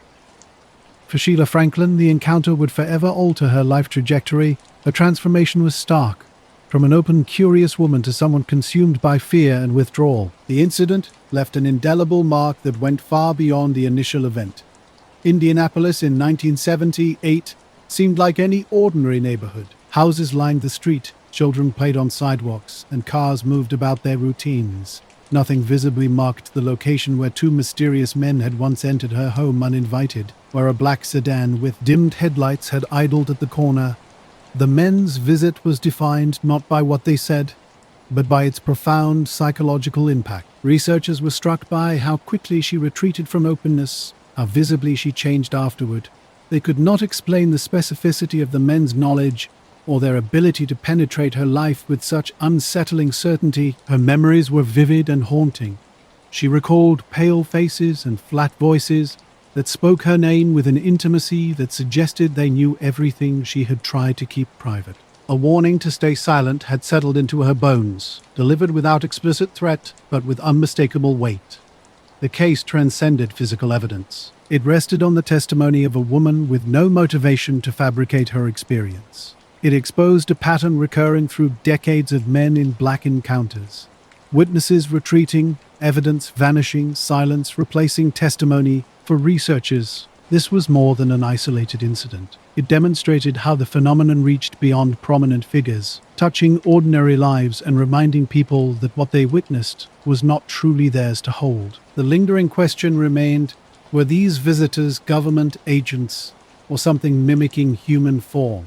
Their presence left no record, their words no trace, but their effect was undeniable. Ultimately, Sheila Franklin's legacy was silence. She saw something in the sky, told her truth, and then they came. It was not the light that changed her life, but the men who followed men with blank faces, flat voices, whose presence echoed long after their departure.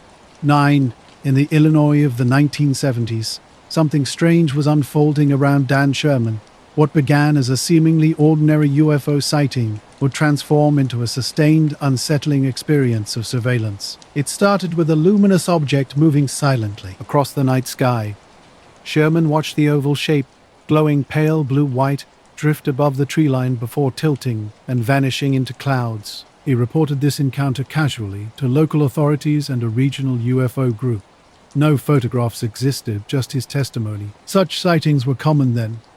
UFO reports filled Midwestern newspapers with tales of mysterious lights hovering over farms and highways. For most, these would be forgotten quickly. Not for Sherman. Weeks after the initial sighting, a dark sedan appeared. Always parked at the end of his street, engine running, two motionless figures inside. At first, Sherman dismissed it as coincidence, maybe neighbors or visitors to another house, but the pattern grew impossible to ignore. The car was present at odd hours, late at night when the street was silent, early morning as he left for work. When Sherman approached, the men inside remained completely still. Their faces were pale, features unnaturally rigid. Once, he witnessed one turn his head with a slow, mechanical movement, meeting Sherman's gaze without emotion. Sherman began documenting these appearances. He meticulously marked dates in a notebook, sketching license plate details. This was more than a random occurrence. Something deliberate was happening, a quiet, persistent erosion of his normal life carried out by silent, watching men. What had started as a brief encounter with an unexplained aerial object had transformed into sustained, unnerving surveillance that left Sherman convinced he was being watched by something far beyond ordinary investigation. Not car changes between visits, sometimes with out-of-state plates, sometimes without any plates at all. Subtle disruptions started small. Sherman noticed shifts inside his home. A drawer left slightly open, a chair nudged a few inches from its original spot, papers from his desk shuffled in unfamiliar ways. Nothing was missing, but everything felt slightly off, as if someone had entered and examined his space without taking anything. His phone line began acting strangely too. Calls would break up with bursts of static. Sometimes when he picked up, only silence greeted him, followed by a sharp click, like someone had just disconnected. He replaced the lock and had the phone line checked, yet the disturbances continued, and the car kept returning, its occupants waiting silently. Over time, Sherman became convinced these men were not ordinary. Their movements were too precise, their posture unnaturally rigid. Driving past once, he noticed both passengers turning their heads in perfect synchronization, pale faces lit by the dashboard glow. Neighbors observed something odd too. One commented on the car parked motionless for hours. Another described the men sitting absolutely still, like statues. When Sherman suggested involving authorities, neighbors grew hesitant. If they're government, one warned we'd only create trouble. Sherman tried reporting to local law enforcement himself. A patrol car slowed when near the sedan, glanced over, then drove away without stopping. The vehicle remained untouched, seemingly beyond normal investigation. Once, Sherman decided to approach the car directly. Walking slowly, he watched for any reaction. The men remained motionless. Only when he was just 20 feet away did the sedan suddenly start, headlights flashing before smoothly driving off. The departure felt deliberate, not rushed but calculated, as if his approach triggered a predetermined response. This experience transformed Sherman completely. He altered his routines, circling blocks before turning home, leaving every room illuminated at night. Sleep became fragmented, interrupted by imagined sounds, a knock, an engine's distant hum. Friends noticed his withdrawal. Once social, he now seemed consumed by constant vigilance. "I don't mind them asking questions," he told a confidant. What I mind is the watching W under strain. The strain of constant surveillance crept into Sherman's life, transforming his world into a landscape of paranoia. He stopped reporting sightings even when unusual lights appeared again. "I wasn't worth the visit," he muttered. His family witnessed the toll. A cousin remembered Sherman avoiding holiday gatherings, citing concerns about leaving his house empty. His sister recalled whispered phone conversations as though unseen ears might be listening. The beings in the car had never spoken, never crossed his threshold, yet their silent presence was enough to unravel his trust in ordinary life. Sherman's experience unfolded in a curious period of UFO policy. Although Project Blue Book closed in December 1969, leaving the Air Force without a formal public investigation program, interest hadn't disappeared. The Office of Special Investigations remained active, interviewing sensitive witnesses. Yet OSI agents operated with clear identification and standard procedures, something Sherman's experience didn't reflect. Regional UFO groups documented his testimony, noting details about the mysterious car and home disturbances. Some suggested potential FBI involvement, knowing surveillance of UFO witnesses wasn't unprecedented in the 1950s and 60s, but this scenario diverged from standard Bureau protocols. Instead, the behavior mirrored the pattern of the infamous Men in Black, visitors who communicated through silent presence rather than questions. Sherman attempted to verify the surveillance through official channels, contacting a local police captain he knew socially. The captain initially laughed off his concerns, but when pressed about potential outside agency involvement, he grew silent. "If they are," he finally said, "you wouldn't want to know." By the second year, Sherman felt like he was living under constant observation. He no longer trusted his locks, phone, or personal routine. Suspicion consumed him. He stopped confiding in neighbors, believing anyone could be listening. His notes became increasingly frantic, scribbled dates and sketches of cars that seemed to materialize and vanish without explanation. Once he returned home to find his radio inexplicably tuned to an unfamiliar frequency. Another time he found the back door ajar, though he was certain he had locked it. The men's silence was the worst part. If they had asked for the story, he would have told it, but they never spoke. They just wanted him to know they were here, and that silence eroded his sense of agency. Doubt crept into his mind about his own memories. Had he locked the door or left it open? Was the chair pulled out or moved? Reality and manipulation blended until everything felt uncertain. Eventually, Sherman withdrew completely from UFO discussions. He stopped attending local meetings, stopped answering letters from researchers, and stopped acknowledging the subject even to close friends. His silence was not disbelief, but self-preservation. "They want me quiet," he told one correspondent before cutting off contact. So, he would be quiet. The presence of these men did not end immediately, but their visits grew less frequent over time. The car appeared only once every few months, then disappeared altogether. By then, Sherman's reputation as a witness had faded.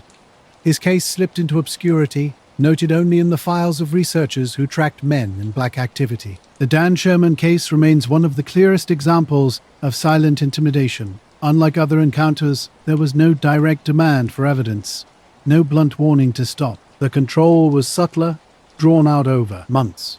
A car parked outside. Objects moved inside. A phone line that spoke more through its clicks than its words. For researchers, it echoed earlier cases of surveillance.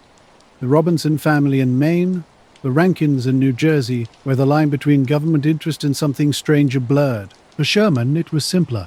He had seen something unusual in the sky, reported it, and spent years afterward feeling as though his life had been placed under glass. "It wasn't what I saw that changed me," he described best. "It was what came after. It was knowing I wasn't supposed to talk." His story has remained largely overlooked, overshadowed by more sensational encounters. Yet in its details, it offers a pure glimpse into the psychology of MIB activity, the power of presence without explanation, the way silence itself becomes a weapon. Today, the Illinois streets where Sherman once lived are quiet, indistinguishable from any other Midwestern neighborhood.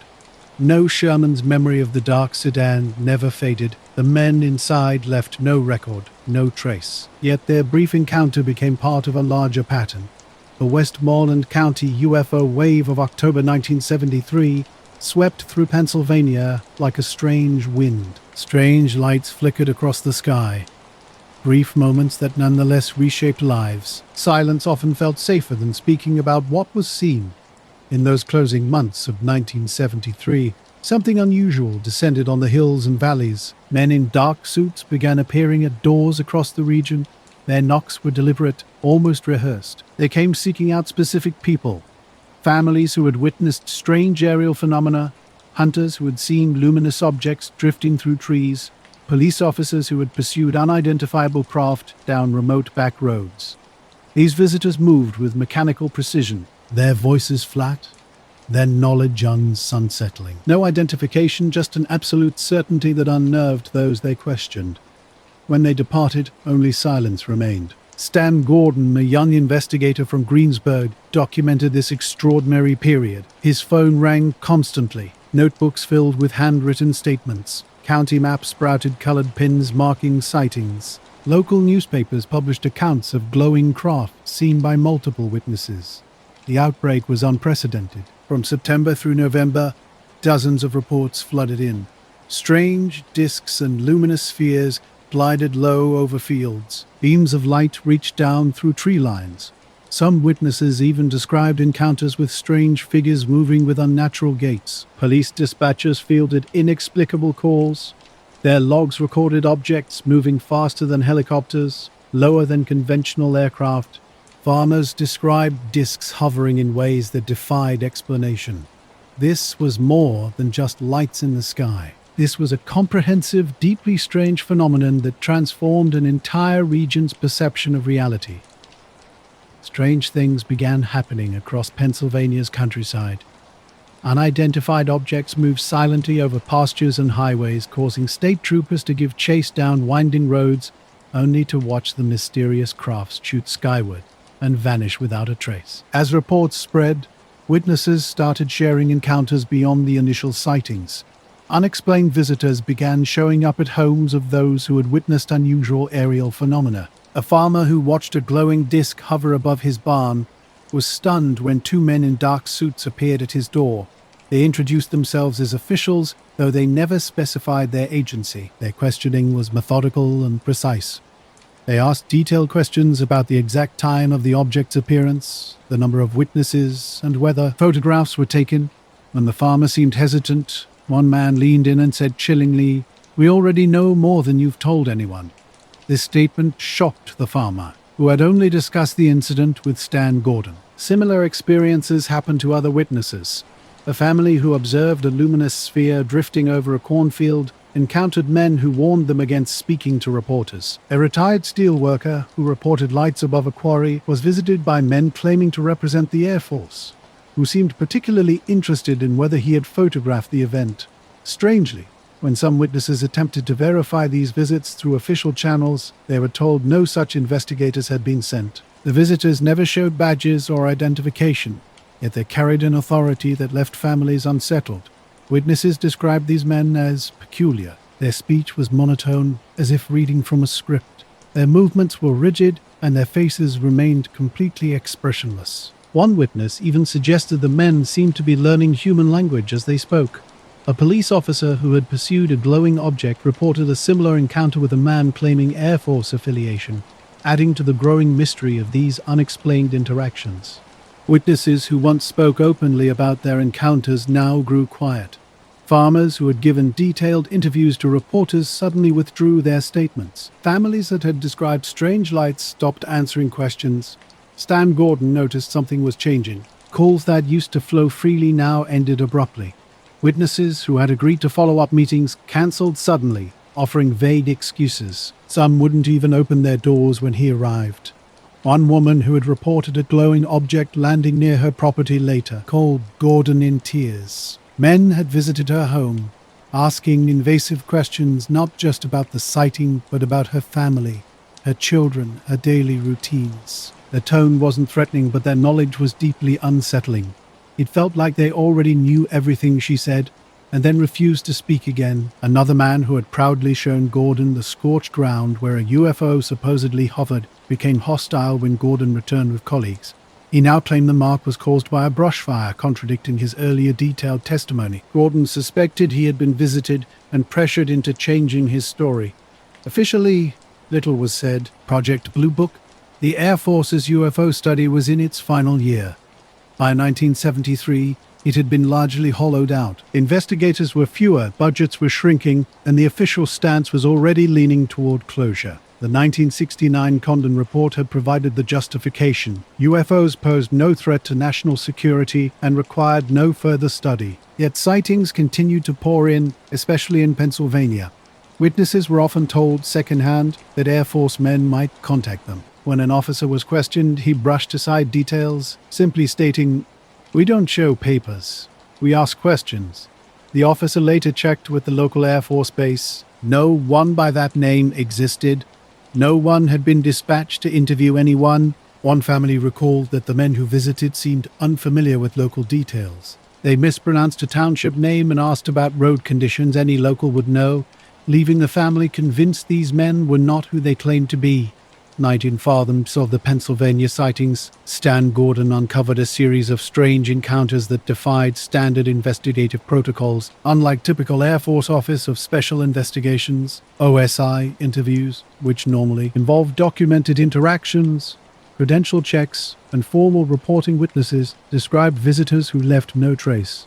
No identification, no paperwork, no records. Gordon's inquiries to military contacts revealed no official teams had been dispatched to Westmoreland County. Local police quietly confirmed seeing outsiders asking questions, men who appeared and disappeared without coordinating with law enforcement. Some researchers speculated that NORAD might have been tracking these events. Radar operators along the East Coast had logged unusual returns that seasoned objects with acceleration and movement inconsistent with known aircraft. Internal memos later showed NORAD was sharing information with the Air Force, even as Project Blue Book was winding down. Yet witnesses never received official acknowledgement. The result was a pervasive uncertainty.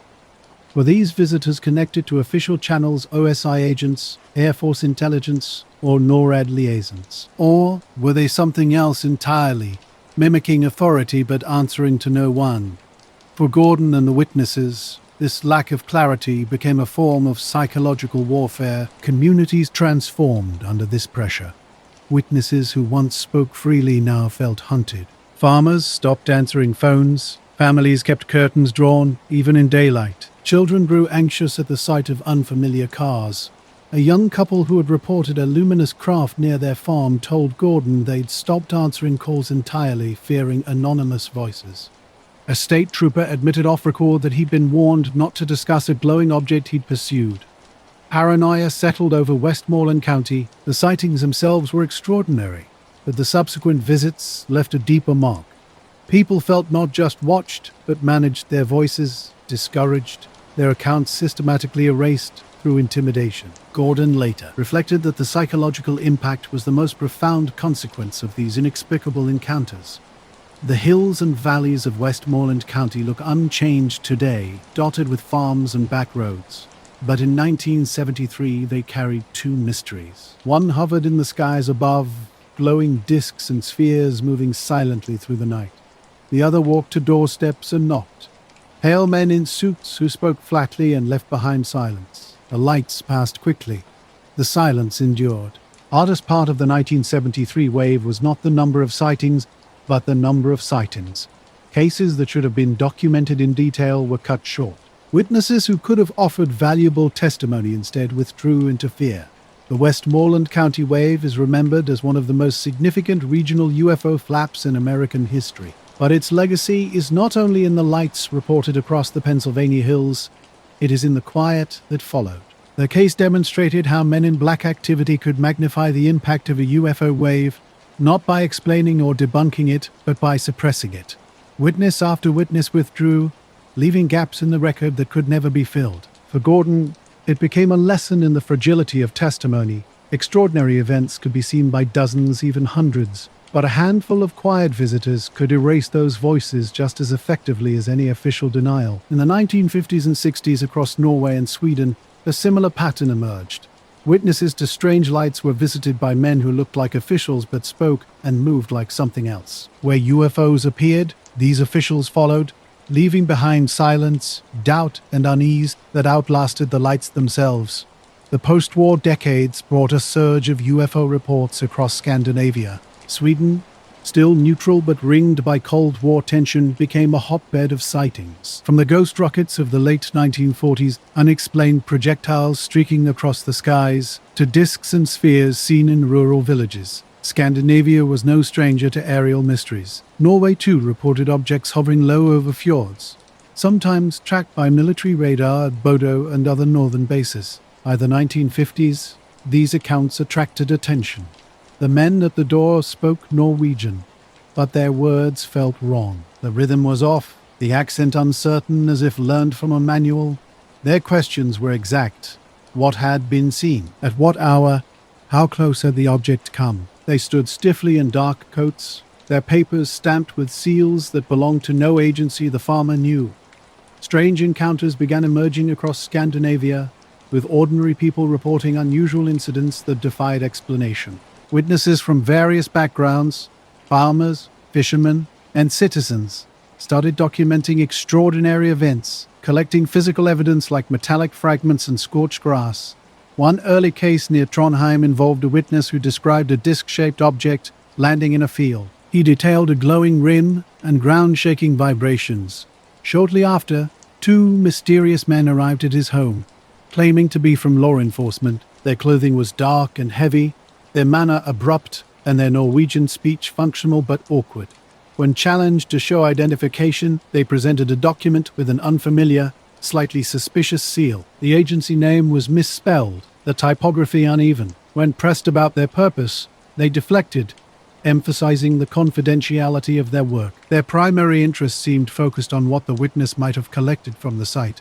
Similar incidents occurred across the region. A Swedish fisherman near Umeå reported a luminous craft hovering over a lake. He too was visited by two officials claiming to represent a technical ministry that didn't actually exist.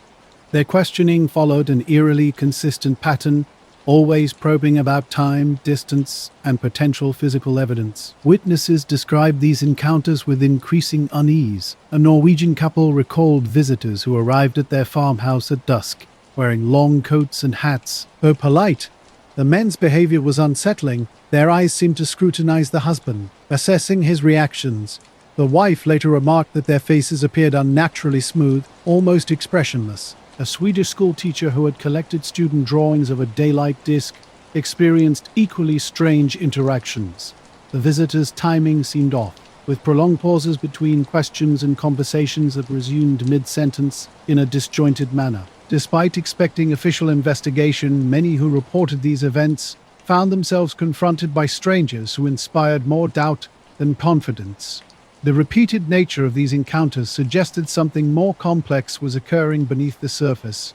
Men appeared to be following a strict, almost rehearsed approach during their encounters. In northern Norway, a local fisherman noticed something deeply unsettling about these interactions. These visitors seemed disconnected from the basic realities of the area, asking about train stations in a village that had never had one. Their mannerisms betrayed an underlying strangeness. Witnesses consistently described them as having stiff postures, speaking in lifeless tones, and presenting documents that looked impressive only at first glance. The psychological impact was profound and lasting. The encounters left deep marks on those involved. The Trondheim farmer, once open about his experience, became reticent. When neighbors tried to discuss the incident, he would only say, "It is not wise to talk." Similarly, the Umeå fisherman, who had previously been eager to describe a glowing craft, began avoiding the lake where the event occurred. Families reported strange surveillance. A black car would park near their homes for hours, its occupants never leaving, only driving away when someone approached. The Swedish couple, after losing scorched vegetation, completely avoided journalists. Their children were explicitly told never to discuss the mysterious visitors. The school teacher who found his students' drawings disturbing locked them away, telling colleagues only that there are things we are not meant to keep. When witnesses sought official confirmation, they encountered only contradictions. At local police stations, documents were quickly dismissed as forgeries. In Umeå, inquiries about a technical ministry were met with denials of its existence. The official response seemed designed to discourage further investigation. Time and again, the pattern repeated. Witnesses were left confused, silenced, and uncertain about what had truly occurred. Police departments initially dismissed claims about strange men visiting witnesses, but those who experienced these encounters told a different story. The visitors asked precise, unsettling questions about specific details like bedtime, then vanished without explanation. A Swedish constable privately admitted receiving multiple similar reports from his district, deeply troubled by the consistency of these encounters. Witnesses felt increasingly uncertain when official institutions denied knowledge of these visits. The encounters left deep psychological marks on those involved. A Norwegian farmer described the experience as suffocating, feeling the very air had been drained from the room. A fisherman was so traumatized that he avoided his boat for months, not because of the UFO sighting itself, but from fear of the men's return. The nature of these interactions was eerily uniform. A Swedish teacher compared speaking with the visitors to talking to a photograph. Their presence felt real yet unnervingly hollow, with responses seeming automatic. Physical and emotional after-effects were common. Some experienced dizziness, fatigue, and headaches, while others simply withdrew from social interactions. In small communities, fear and potential ridicule already kept many silent. These mysterious visits added another layer of intimidation. The sense that not just neighbors, but powerful, unknown entities wanted witnesses to remain quiet. The pattern was consistent. A UFO sighting would be followed by questioning, potential evidence collection, and then enforced silence. Researchers recognized that the mystery extended far beyond the lights in the sky. The real story unfolded in living rooms and quiet spaces where ordinary people were confronted by strangers who appeared authoritative but fundamentally did not belong. The Scandinavian Men in Black reports represented some of the earliest and clearest European documentation of this phenomenon, demonstrating that these encounters were not confined to a single country. Critically, while the UFO sightings themselves left no permanent trace, the men who followed ensured that any remaining evidence was systematically erased or diminished. A woman even instructed her daughter never to discuss their family's sighting, warning that the men would return if she spoke about it. A Canadian family out for a walk found themselves witnesses to something extraordinary. Lights that defied explanation, moving in ways no known aircraft could. The father remembered how the spherical lights hovered above the mist, shifting suddenly and darting across the sky before holding perfectly still. His children wondered if they were seeing fireworks or stars, but these lights behaved differently. Suspended motionless, glowing through the misty landscape, almost seeming to survey the terrain below. Days after this unexplained sighting, something more unsettling occurred. Men arrived at their door who knew details never spoken aloud, transforming a curious nighttime experience into something far more chilling. These visitors were not ordinary witnesses, recalled mismatched papers, awkward voices, stiff movements. They felt as if they had not spoken to actual people, but to something merely wearing human shape. The family rarely discussed what happened. Their silence was deliberate and heavy, marking one of the few documented Men in Black cases in Canada. The phenomenon transcended borders, leaving an enduring psychological imprint that went far beyond the mysterious lights. What remained most vivid was not the disk in the sky, but the lingering presence of these strange visitors. Their memory persisted long after the actual event, a shadow more disturbing than the initial sighting. While today the farms and fjords of Scandinavia show little trace of such encounters, for those who experienced them, the story was fundamentally different. The 1940s ghost rockets and 1950s unexplained lights would become Cold War curiosities. But for this family, the encounter was intensely personal, a moment when the boundary between known and unknown blurred, leaving an indelible mark on their collective memory. Nor as night enveloped them, the strange lights vanished as quickly as they had appeared. The family returned home, settling into a heavy silence. They made a collective decision. This experience would remain unspoken. No police reports, no newspaper contacts, no official letters would document what they had witnessed. Several days passed before an unexpected knock disrupted their careful quiet. Two men in meticulously pressed dark suits stood at the doorstep, their expressions blank and professional. "We'd like to discuss what you saw near the falls," one stated with unsettling precision. The father stood frozen. He had not shared this encounter with anyone, not colleagues, neighbors, or family. Yet these strangers spoke as if they'd been present that night. Without waiting for a full invitation, they entered the house, moving with calculated movements, Their eyes swept across family photographs, scanned papers, and methodically examined room corners. Questions came rapid fire. What time did they arrive at the falls? How many people were present? Had they taken photographs? When the father denied capturing any images, the men exchanged an unreadable glance. One pressed again, more insistently, about potential photographs. The father repeated his denial. As quickly as they arrived, the men nodded and departed, leaving behind a thick atmosphere of unease. The entire interaction lasted less than 20 minutes, but its impact would resonate far longer. The family sat in stunned silence after the door closed. Each member wrestled with the same haunting questions. How did these men know about their secret sighting? How could they possess such specific details, never shared? That night, fear permeated their home.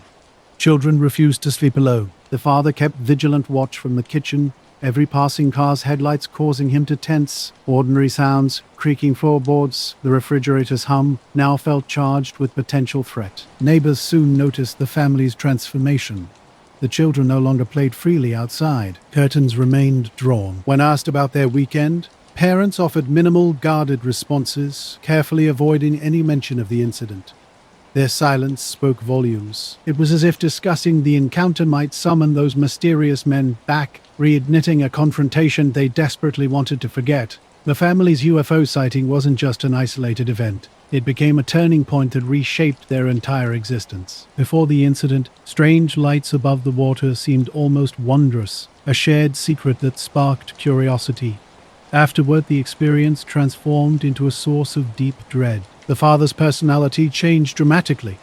Once sociable, he grew increasingly private, speaking less at work and visibly uncomfortable whenever UFOs were mentioned. The mother became intensely protective, refusing to let her children wander the neighborhood after dark.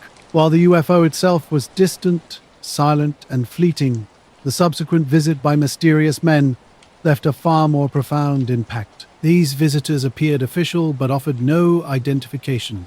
Their speech was flat, their expressions stiff, and their questions invasive. The children, now grown, would later describe their unease. It wasn't just that these men knew what they saw, it was that they seemed to know what the family didn't do. They searched for photographs that never existed, as if obsessed with ensuring no proof remained. Though the family never filed a formal report, their story eventually reached Canadian researchers who documented the case. This account became part of rare documentation about men in black activity outside the United States. The incident occurred during a significant period for UFO sightings in Canada. In 1967, multiple high-profile cases drew international attention. That same year, notable events like the Shag Harbor incident, where a glowing object crashed into waters near Nova Scotia, caught both public and official interest. Local police and the Canadian Coast Guard investigated, but no definitive explanation was ever provided. Radar units along the US-Canadian border tracked unidentified aerial objects that summer, recording speeds and maneuvers beyond known aircraft capabilities.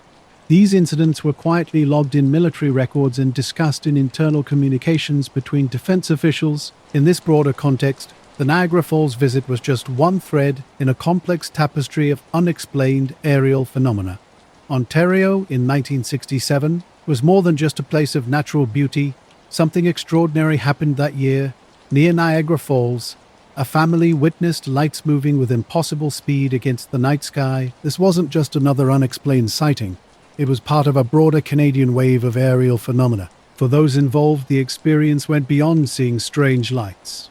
What followed was equally unsettling. A knock at the door. Pale men in black suits asking questions no outsiders should know. The family's perspective changed forever. They became more cautious, more private, more wary of strangers. Researchers found significance in this case. The men in black pattern wasn't confined to the United States. Similar reports surfaced in Ontario, with documented government tracking suggesting witnesses were being discouraged from speaking about their experiences. While not as famous as other UFO encounters, the Niagara Falls incident carried its own quiet weight. Today, millions visit Niagara Falls, unaware of the strange events that unfolded there.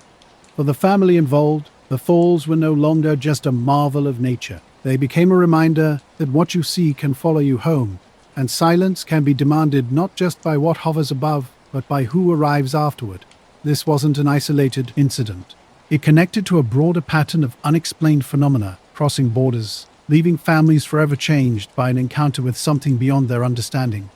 Lord Dos Silva knew these waters like the back of his hand. Every morning he would push his small boat into the misty river, the silence broken only by the splash of his oars and the faint calls of waking birds. This was his life, a routine of casting nets, waiting, and returning home with enough fish to feed his family. But this morning was different. A glow began rising above the riverine landscape, faint at first, then growing in intensity. Silva initially thought it might be the sunrise catching on fog, yet the light moved with purpose, descending toward him until it hovered directly over the river. A metallic, seamless domed craft floated above his boat, silent and brilliant. No engine sounds, no air disturbance, just a humming light. A beam poured down, engulfing his boat. Silva felt his body lift, paralyzed and weightless. Later, he would recall fragmented memories. Strange figures resembling men but moving unnaturally. Mysterious instruments and panels, sensations of cold and pressure. These beings seemed to observe him, communicating in unrecognizable sounds. His last memory was a sharp pain in his head, then darkness. When consciousness returned, his boat rocked gently. The sun was high, his nets untouched, and hours had vanished. This bewildering experience would have been haunting enough on its own, but for Silva, it was merely the beginning. Returning home, he was visibly shaken. His family noticed immediately his silence, disheveled appearance, the strange distraction in his eyes. Initially, he shared only fragments with them, but in a small community such stories spread quickly. Neighbors whispered about strange lights. Journalists from regional papers arrived, pressing Silva for details. Reluctant and embarrassed, he resisted at first. Eventually, however, he spoke. His account, though hesitant, remained consistent. A fisherman taken aboard another worldly craft, examined by non-human beings, and returned with missing time. It was an extraordinary claim. For researchers, it was part of a growing collection of South American abduction reports. For Silva, however, the publicity felt like exposure. Each retelling left him uneasy, as though speaking the words aloud might invoke some unknown consequence. Weeks after the story reached the press, those consequences arrived. One evening, while walking home along a dusty road outside town, Silva saw two men approaching. In the rural landscape, men in impeccably pressed dark suits and crisp white shirts stood out sharply. Their polished shoes gleamed as if freshly buffed on a city street, not a dusty ground. Every movement and word seemed carefully calculated. When they spoke to Dos Silva, their Portuguese was technically perfect, but sounded mechanical, like a rehearsed script.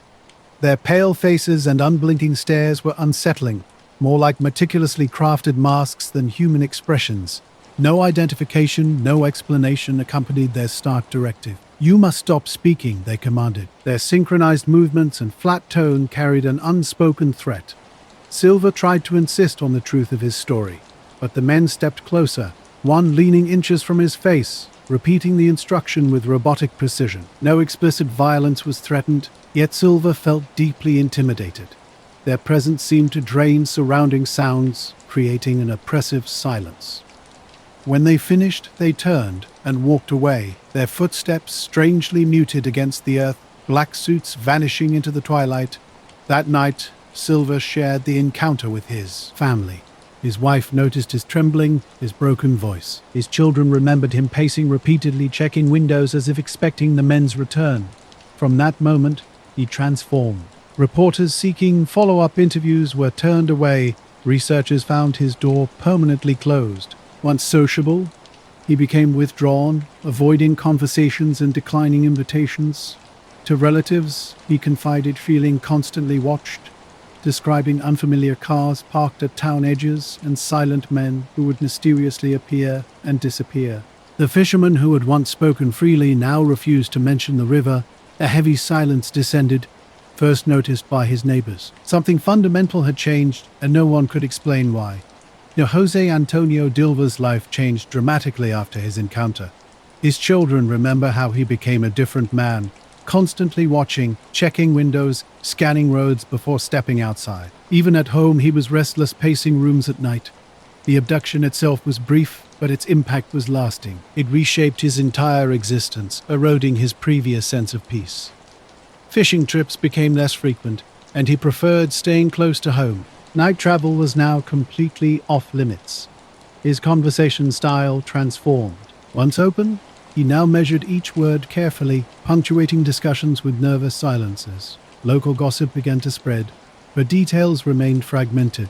Parents warned children about strange lights, and neighbors spoke in hushed tones when mentioning the incident. The men in black had done more than just visit Dilver. They had spread a culture of silence through the entire community. His case became a significant example in UFO research, revealing that such encounters were not confined to the United States. Years later, Brazil would become a focal point for UFO investigations. The Amazonian town of Caras experienced widespread reports of strange craft, with communities describing beams of light causing burns and illnesses. The Brazilian Air Force documented extensive evidence, much of which remained classified until the 1990s. Researchers recognized a consistent pattern, whether through military channels or mysterious roadside encounters. The underlying message was always the same: silence. Dilver's experience bridged extraordinary encounters with mundane intimidation, demonstrating how UFO phenomena transcended geographical boundaries. The same pale visitors in dark suits seen in New Jersey and Maine were walking dirt roads in Brazil, leaving a trail of unspoken stories and unexplained encounters. Dilver's story gains depth when understood within its full context. He never sought the spotlight again after an extraordinary encounter that left him fundamentally changed. His retreat into private life reflected a deeper fear that would echo through decades of similar accounts. Neighbors remembered him not for his claims, but for the shadow of caution that seemed to follow him afterward. The rivers of Minoscal rice continued their timeless flow, carrying fishermen's nets and unspoken stories. Few now recall the morning Jose Antonio Dilver returned home, shaken, speaking of being lifted into an alien craft. Even fewer remember the strangers who arrived later, their presence more haunting than any lights in the sky.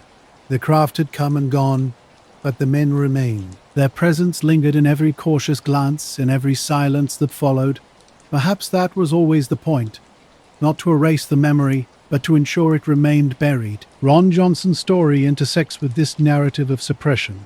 On June 9, 1994, at a crowded MUFON meeting in Missouri's Lake of the Ozarks, something shocking occurred. A respected investigator in his early 40s, known for his sharp mind and calm demeanor, suddenly collapsed at the table while discussing case files.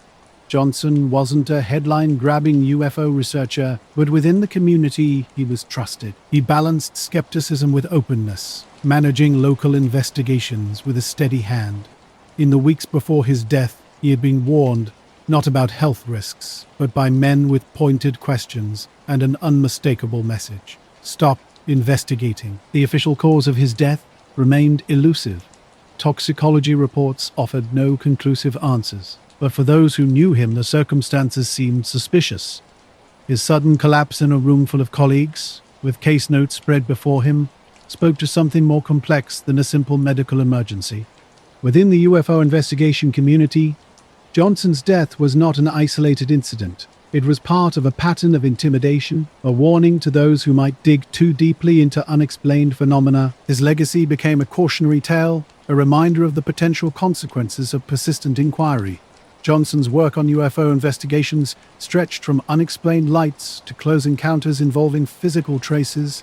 His calm and measured approach made him a trusted figure among witnesses who might otherwise fear sharing their experiences. Farmers, teachers, and police officers felt comfortable confiding in him. They knew he wouldn't sensationalize their accounts or embellish details. Johnson was a meticulous documentarian, and his thoroughness seemed to attract attention beyond typical UFO research circles. Just weeks before his sudden death in June 1994, Johnson hinted that his diligent work had drawn him into contact with unexplained forces. He described an encounter to at least 2 colleagues that would prove unsettling. After a regional UFO meeting, 2 men in dark suits waited near the exit. They addressed Johnson by name before he could introduce himself, then steered him into a quiet conversation away from other attendees. Their demeanor was calm, but their questions were unusually sharp and precise. The men pressed Johnson about physical evidence Muff currently held in Missouri, specifically asking about trace samples collected from a field where a disc had been reported. They wanted to know if he possessed the samples, or if analysis copies had been distributed. Johnson later told a colleague that their questioning seemed rehearsed, each query delivered in a clipped, impersonal manner. When Johnson attempted to clarify who they represented, they deflected, repeating only that they were from official channels. No agency, badge, or paperwork was offered. The encounter grew more unsettling when one man leaned closer and lowered his voice, suggesting that pursuing certain leads, particularly those involving physical traces, would be detrimental to his health. My colleagues recalled Johnson's visible unease after this meeting. Some noted he returned to his work visibly shaken, his usual calm demeanor disrupted. Others remembered him hastily organizing his notes, eyes scanning the room nervously. In subsequent weeks, Johnson shared fragments of this story with trusted peers. Investigators later recalled his description of the men as official without being official and emphasized their keen interest in files not yet public.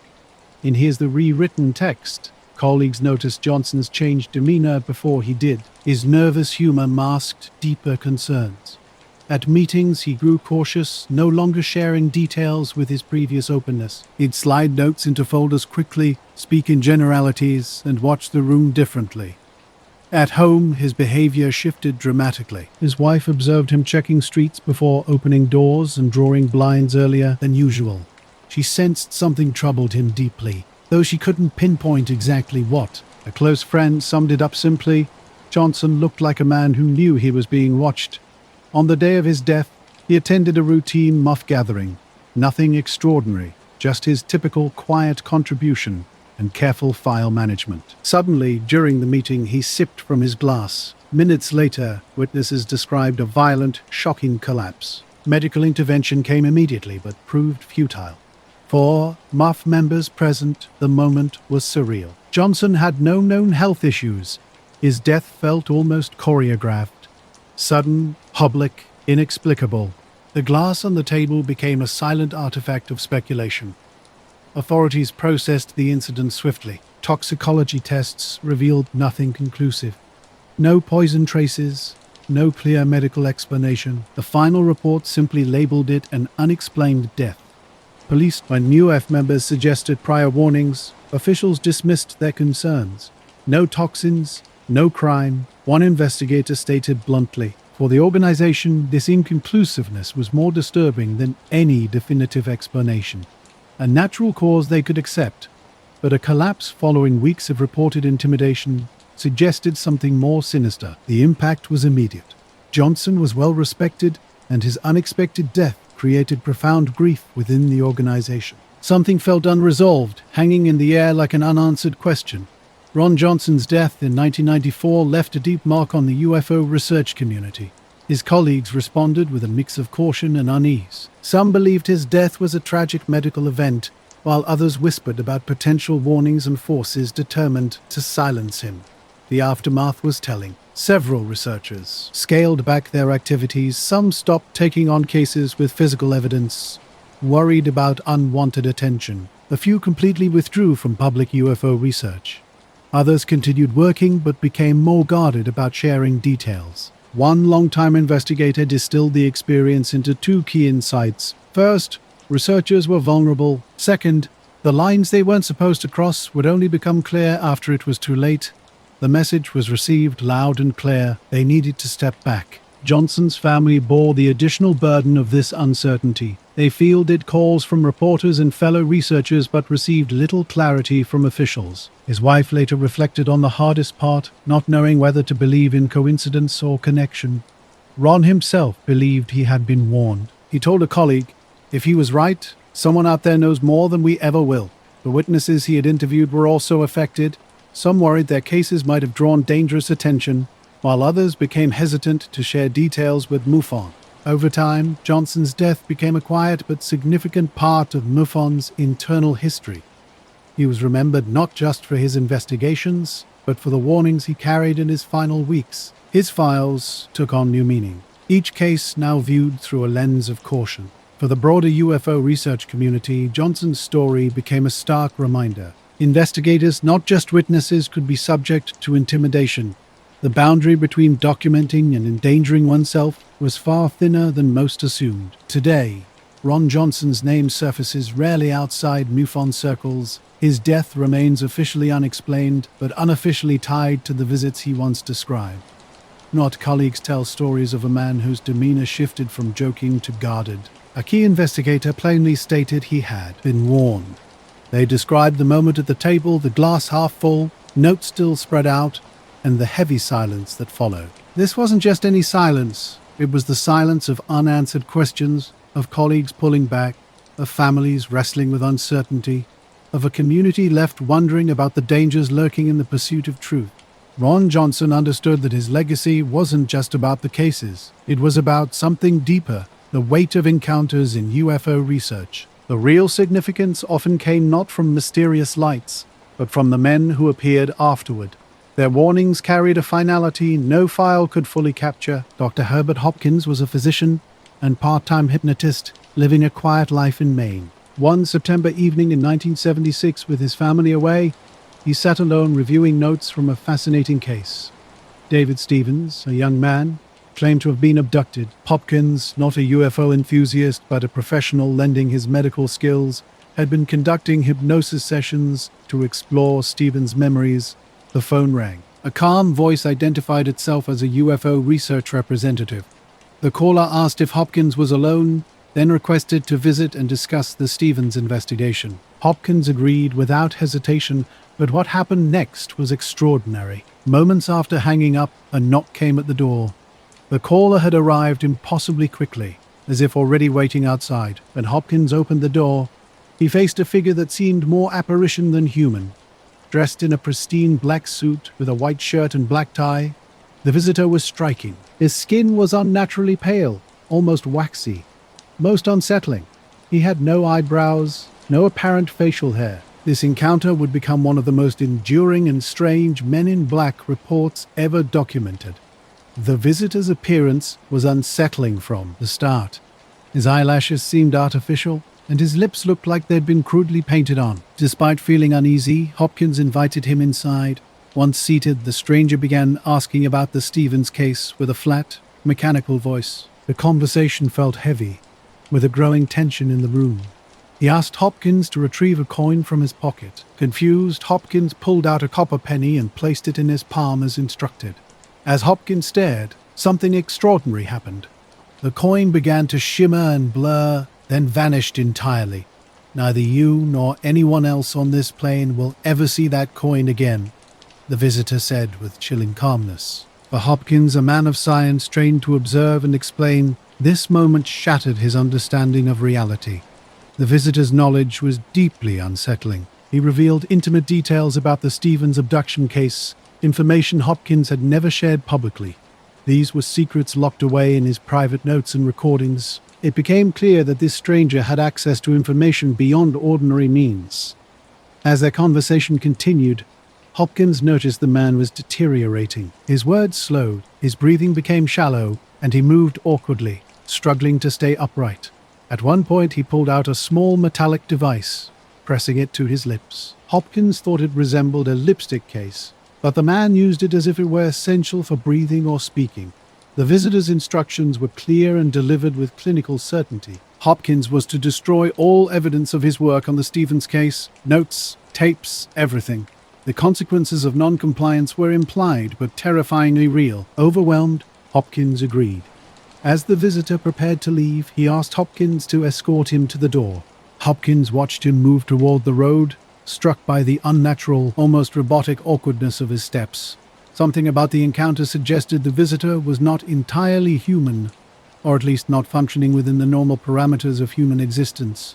Not Hopkins saw a bluish light flicker, assuming the man was collected by some vehicle or something entirely different. Fear had overwhelmed his curiosity, leading him to destroy all research material.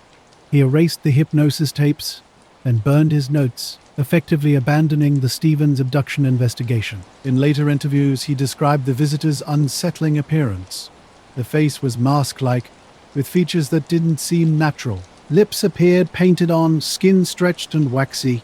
No hair was visible anywhere. His shoes looked oversized, and his movements were clumsy and uncoordinated, like a machine attempting to mimic human movement. Hopkins became convinced the visitor was not human. The encounter permanently changed him. Though he continued practicing medicine, he completely withdrew from UFO research. When he spoke about the incident, he did so cautiously, aware of potential ridicule. Yet those who knew him personally vouched for his sincerity and credibility. He was not a man who invented tales.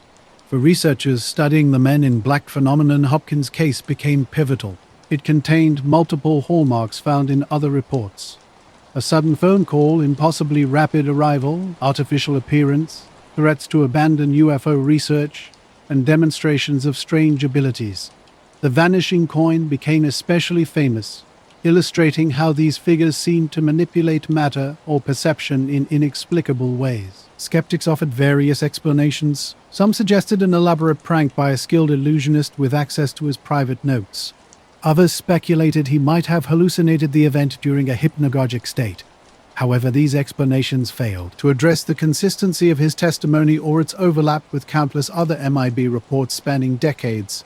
What made the case endure was not just the visitor's strangeness, but Hopkins himself. He had nothing to gain by fabricating the story. In fact, he had everything to lose: his professional reputation, credibility, and peace of mind. Yet he continued to tell the story quietly but firmly, maintaining until his death that he had witnessed something real. The Men in Black mystery has been a haunting touchstone since the 1950s, epitomized by cases like Hopkins and Alba Bender's experiences. Witnesses worldwide consistently describe encounters with unsettling officials who appear human but feel fundamentally wrong. These figures seem less like government agents and more like engineered constructs designed to enforce absolute secrecy. Hopkins captured the essence of his encounter with a chilling statement. He felt like he was talking to a machine disguised as a man. His words reveal a deeper truth. Those who probe too deeply into UFO mysteries often find themselves confronted by forces determined to keep secrets hidden. In the fall of 1975, the quiet southern town of Gurdon, Arkansas, experienced something that would disrupt its peaceful rhythm. Life there typically followed a predictable pattern of church gatherings, football games, and freight trains cutting through the countryside. But everything changed when extraordinary events unfolded on the town's outskirts. It started on an ordinary evening when local residents reported unusual aerial phenomena. Multiple witnesses observed brightly darting lights over the woods and railroad tracks. These weren't distant, easily misidentified points of light. They were close, silent, and eerily maneuverable. Some described glowing spheres, others saw elongated ovals with a faint bluish halo, moving in coordinated patterns at speeds far beyond conventional aircraft. A railroad worker near the famous Gurdon Light area became a key witness. During his shift, he watched two glowing objects hovering silently above the trees. One object split into two smaller lights before all three shot upward and vanished in an instant. Frightened but compelled to share his experience, he reported the sighting to his supervisor. Word spread quickly through the small community. Families began whispering about the strange lights, transforming a quiet evening into a moment of collective wonder and unease. In Gurdon, a small rural town, something strange was brewing. Local teenagers had ventured into the woods, hoping for adventure after spotting mysterious lights. But what started as excitement soon took a darker turn. A week after the sightings, unexpected visitors began appearing. One witness received a late-night knock at his door.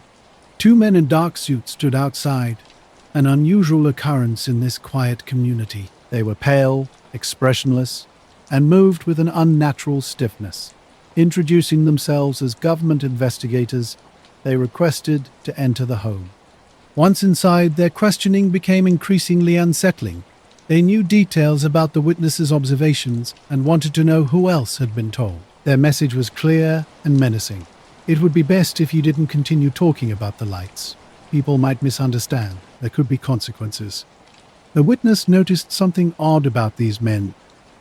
One rarely blinked, and when he did, it seemed like a mechanical imitation of a human reflex. Their speech was formal yet awkward, as if reading from a script. After their brief, intimidating conversation, they left simultaneously, returning to a dark car parked nearby. Similar encounters began happening to other witnesses. Some received strange silent lines or mechanical voices cutting off mid-sentence. Others reported unexpected workplace visits from unidentified strangers asking questions. What truly unnerved the community was how precisely these visitors knew who had witnessed the lights. People who had only quietly discussed their experiences with neighbors or colleagues were being singled out. It felt like someone was meticulously tracking and monitoring every conversation. This pattern closely resembled UFO encounter stories circulating nationally, adding another layer of mystery to the already strange events in Gurdon. The Gurdon case remained a quiet story whispered among UFO researchers and locals decades after it happened, never reaching national headlines, yet for those who lived through it, the memory stayed sharp. Strange lights had appeared in the area, sparking curiosity and confusion. Most residents in Gurren had never encountered such a phenomenon before. When witnesses began sharing their experiences, a pattern emerged that went far beyond simple, unexplained lights. Teenagers who searched for the lights reported being followed home by a dark car with its headlights off. They never got close enough to identify the driver. Researchers investigating later found locals extremely reluctant to talk, many having been frightened into silence. The visitors were described in ways that defied easy explanation. Their voices were flat, expressions blank, with a presence more oppressive than directly threatening. It seemed they were enforcing silence on behalf of unknown forces. One witness years later told an investigator, "The lights didn't scare me. I thought maybe it was something from the Air Force or just something we didn't understand. But those men, they weren't right. They didn't seem real, and the way they knew things they shouldn't." Descriptions of these pale men in suits, with their unnatural speech and unmarked dark vehicles, were remarkably similar to accounts from other states and countries. While the lights dwindled in the weeks following the initial sightings, a sense of unease lingered. Some residents reported feeling watched, especially near the railroad tracks at night. Like many men in black incidents, the Gurdon case offered no physical evidence, no photographs, no official documents. What it provided was a consistent pattern. Witnesses who saw something extraordinary in the sky subsequently received visits from figures intent on burying the story. The consistency across decades and continents lends the account weight, even if skeptics dismiss it as small-town paranoia. The fundamental questions remain. If these were government agents, why the charade? Why the unnatural mannerisms, strange speech, and menacing silences? And if they were not government agents, then what were they? Beings with a vested interest in keeping humanity ignorant of what flies in its skies. So, in 1975, people of Gurdon lived under the shadow of fear, more Hanru. Something inexplicable had occurred, and were warned into silence. Most residents complied, allowing the incident to fade into the obscure margins of UFO history. Yet the memory of those unannounced men in black suits lingered, haunting the edges of the mysterious phenomenon. Jerome Clark, a respected historian in UFO research, approached the field with remarkable precision during an era when many investigators prioritized sensationalism. His meticulous documentation revealed a disturbing pattern. Witnesses of UFO sightings frequently experienced intimidating encounters with mysterious visitors. Clark's correspondence with witnesses unveiled a consistent narrative. These encounters were no casual conversations, far deliberate, targeted confrontations. Men dressed in dark suits would arrive with mechanical speech power, hands clearly focused on suppressing information, rather hand genuinely investigating. One compelling case from Clark's files involved a Minnesota couple who witnessed a glowing disc landing in airfield during the early 1970s. Within days, men claiming OB from a government agency visited him. Appeared eerily identical, expressionless faces, outdated clothing. Their questioning was strategic.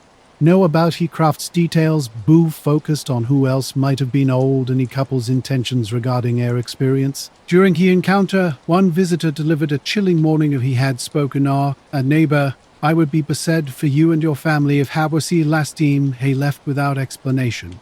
Clark's collected accounts, spanning decades, offered a rare glimpse into his strange power of intimidation, consistently followed UFO sightings by compiling his reports since the late 1960s. He created a mosaic of encounters highlighted the unsettling dynamics surrounding his unexplained experiences. Some rural communities had experienced strange encounters with mysterious visitors, with entire clusters of witnesses sharing similar accounts. This pattern emerged notably in places like Iowa, where farmers had observed unusual lights moving silently over cornfields for several nights. Clark's research revealed a disturbing trend. After these sightings, families would receive visits from men claiming to be insurance investigators. However, their conversations focused exclusively on the strange lights, and they warned witnesses against speaking to outsiders. One farmer described the encounters as less of a conversation and more of a directive. "I wasn't like they were asking," he told Clark. "I was like they were telling us what to do." What made these encounters particularly unsettling was the visitors' apparent foreknowledge. Witnesses frequently reported being questioned about details they had only shared privately with family or a single confidant. This suggested an impossible level of surveillance or something far more mysterious. Clark struggled to categorize these accounts. The details were remarkably consistent.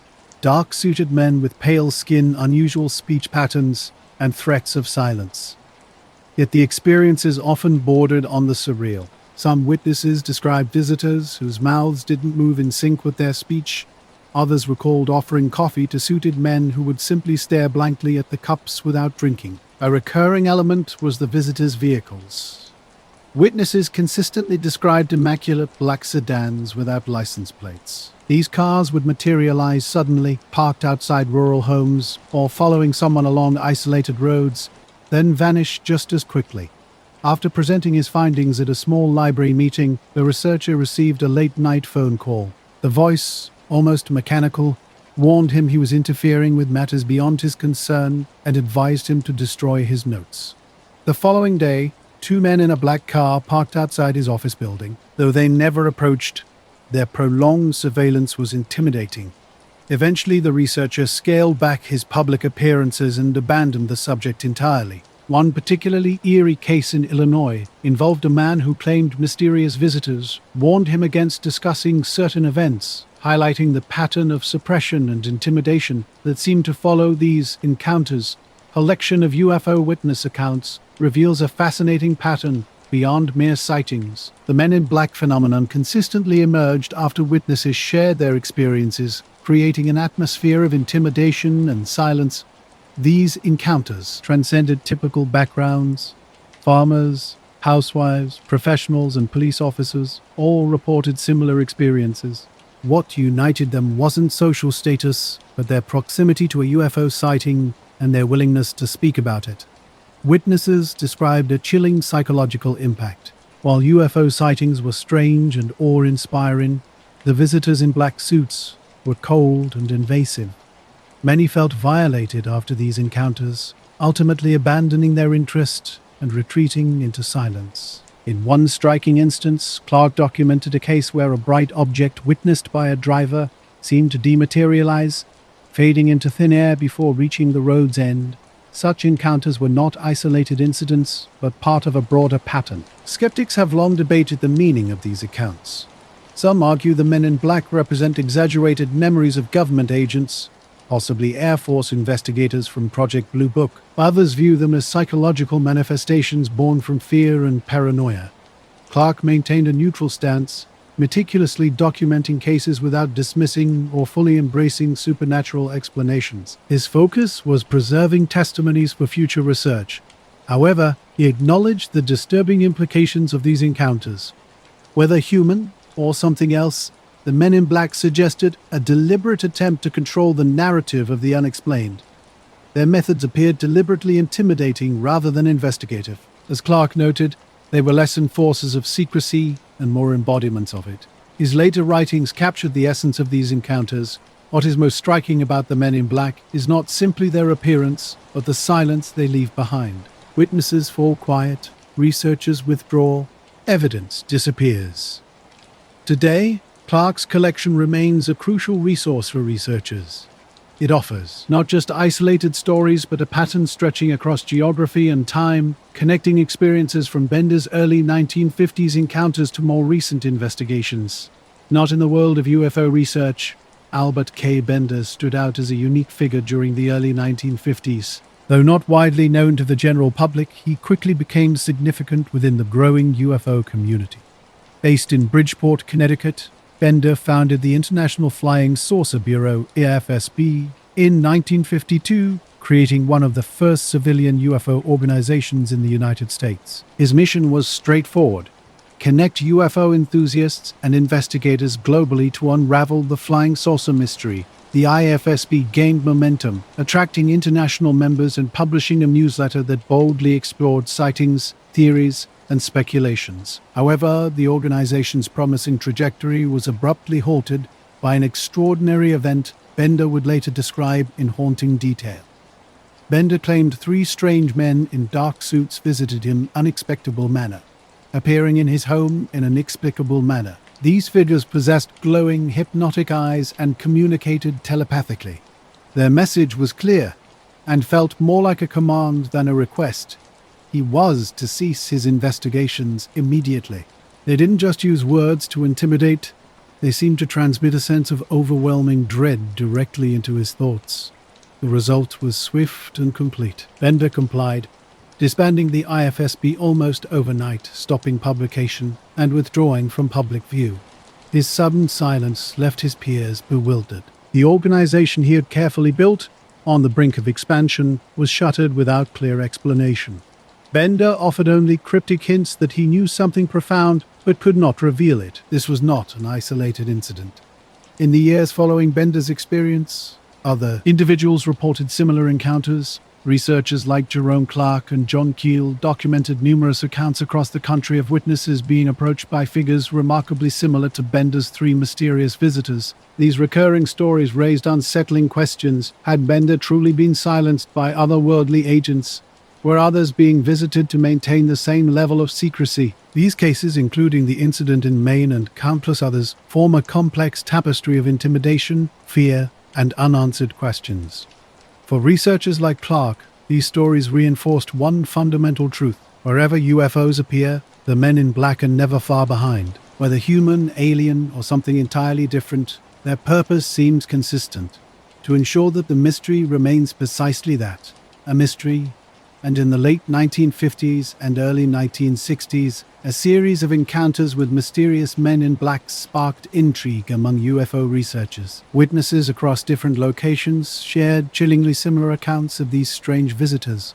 One Virginia witness described 3 men who arrived at his home in the dead of night. They moved with an unnatural stiffness and spoke in mechanical voices that radiated an overwhelming sense of dread. Their dark, piercing eyes instilled terror, and they warned the witness not to speak about what he had seen, suggesting dire consequences if he did. The encounter left him feeling psychically assaulted and completely drained.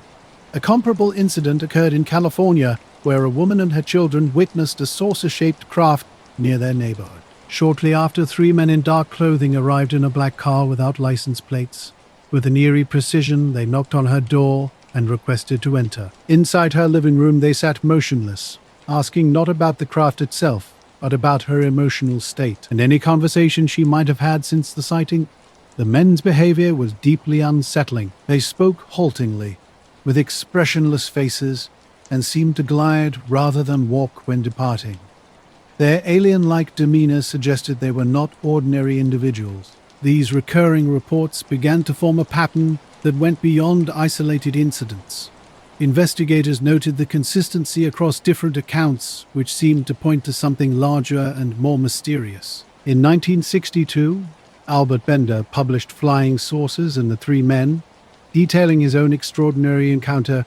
He claimed these entities were not from Earth, but from an underwater base, with a mission to observe humanity and harvest resources. While some UFO researchers dismissed his account as too fantastical, others saw it as a potentially authentic experience. What lent credibility to these stories were the remarkable similarities between accounts from witnesses who had never met, living in distant parts of the country. The core details remained consistent: 3 men in dark suits, an oppressive psychic atmosphere, and a command to remain silent about UFO observations. None 3 men appeared, their presence marking a pivotal moment in UFO research. John Keel, author of the Mothman Prophecies, proposed a radical theory about their nature. These weren't extraterrestrials from another planet, but what he called ultra-terrestrial beings from another layer of reality, capable of manipulating human perception. Albert Bender's experience became a foundational example. The encounters weren't about physical violence, but psychological control and creating silence. After his encounter, Bender withdrew completely from the UFO community, maintaining he knew more than he could reveal. This pattern repeated. Those visited by similar figures shared a common aftermath, an overwhelming urge to step back and remain silent. It seemed more than mere intimidation. Their very will to pursue answers had been systematically drained. The incident represented more than an isolated event. It marked a turning point where the Men in Black transformed from rumor to central mythology. By targeting the founder of the first major UFO organization, they set a precedent. Those seeking to bring order to chaotic sightings would face systematic disruption. Researchers debated the men's true nature. Were they psychological projections? A shadow branch of human intelligence operating so strangely they appeared less than human, or something more complex? Entities designed to manipulate perception and suppress investigation. Skeptics noted the suspicious circumstances. The IFSB was growing, Bender's publication gaining momentum. Then, suddenly, silence. His subsequent book read more like a coded confession than a clear account. Today, the Bender case remains a cornerstone of Men in Black lore. It illustrates not just their eerie presence, but their enduring influence on UFO research. The mystery persists. What truly happened and why? Jimmy Carter's UFO sighting in 1969 wasn't just a passing moment. It was an experience that would echo through his political career, challenging norms and attracting unexpected attention. While serving as governor of Georgia, Carter encountered something extraordinary during a Lions Club meeting in Leary. With about 10 other witnesses, he observed a luminous orb in the evening sky. A bright object that changed colors, hovered silently, and then moved away. Carter was clear. This wasn't a standard aircraft, weather balloon, or astronomical object. In 1973, he took the unusual step of filing a formal report with the International UFO Bureau. When reporters asked about it, Carter didn't dodge the subject. He openly admitted seeing something. Unidentified but carefully emphasized that he didn't believe it was extraterrestrial. Instead, he proposed it was likely an unknown natural phenomenon. This candor was remarkable. Few politicians would risk discussing UFO encounters, but Carter's integrity set him apart. His openness, however, seemed to trigger a strange response. Close associates later reported being visited by mysterious men who strongly discouraged further discussion of Carter's UFO encounter. These visitors matched classic Men in Black descriptions, dark suits, unmarked cars, and speaking with unnatural precision. They claimed to be federal agents but never produced credentials. These encounters cast a shadow beyond Carter's experience. They suggested a systematic effort to suppress conversations about unexplained phenomena, ensuring that silence became the standard response to the extraordinary. The three men who approached Carter's associates did more than silence one witness. They sent a clear message to anyone who might consider speaking out. During the 1976 campaign, Carter made a bold pledge. If elected, he would make all UFO information held by the U.S. government available to the public. He framed this promise as a matter of honesty and accountability, asserting citizens' right to know. However, once in office, that promise quickly faded. Carter's initial openness gave way to a different stance. When reporters pressed him about UFO information, he cited national security risks as a reason for withholding details, a sharp reversal from his earlier position. Multiple accounts emerged, suggesting Carter faced behind-the-scenes pressure to stay silent. A campaign volunteer who enthusiastically discussed the governor's UFO sighting was visited by two men in black suits. These government representatives asked pointed questions and warned him against repeating conversations publicly. The tone wasn't overtly threatening, but the message was clear. Carter's sighting wasn't a topic for public discussion. Another troubling account came from a Carter staffer in Georgia. After encouraging Carter to be more open about his UFO interest, the staffer reported being followed by a dark sedan with tinted windows. When confronted, the car simply drove away, leaving the staffer unsettled. Some researchers claimed individuals close to Carter hinted at more direct warnings, One researcher later recounted being told that Carter had been cautioned by official-looking men not to pursue the UFO subject during his presidency. According to this account, Carter took the warning seriously, which might explain his subsequent silence. For many, this reversal suggested Carter had been pressured, whether through silent threats, classified briefings, or visits from strange officials. Skeptics offer an alternative explanation, arguing that Carter simply became more cautious after understanding the complexities of classified intelligence once he entered office. Regardless of the reason, the outcome remained the same. Carter stopped talking about UFOs, and his initial promise of transparency disappeared. Not UFO encounters often intersect with military technologies and sensitive matters. Carter's experience highlights this complex landscape. While some view his eventual silence as simply practical, others see deeper implications. The Carter case stands out because it involves a future president rather than an ordinary citizen. Most Men in Black encounters target individuals on society's periphery, but here was a potential leader who'd openly discussed a sighting. Researchers like Timothy Green Beckley and Jerome Clark documented the remarkable consistency in these reported interactions. Typical accounts describe pale men in ill-fitting suits, driving unmarked black cars, speaking in mechanical voices, and delivering stern warnings. These details emerged repeatedly in Carter's situation, suggesting something more than coincidence. Though Carter never confirmed direct harassment, the pattern was striking. Later in his political career, Carter maintained a careful stance. He acknowledged seeing something unidentified, but stopped short of claiming extraterrestrial origin.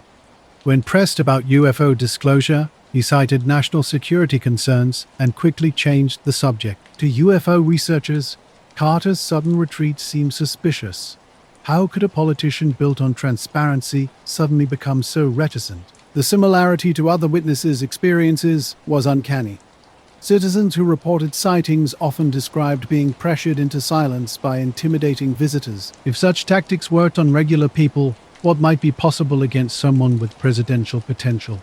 The Men in Black, whether interpreted as intelligence operatives, psychological archetypes, or something more mysterious, appeared to have a singular goal: suppressing knowledge. Carter's story became a pivotal moment in Men in Black lore. It demonstrated their ability to reach beyond marginal witnesses, potentially influencing high-level political discourse. Ultimately, their effect was clear. A presidential UFO promise remained unfulfilled.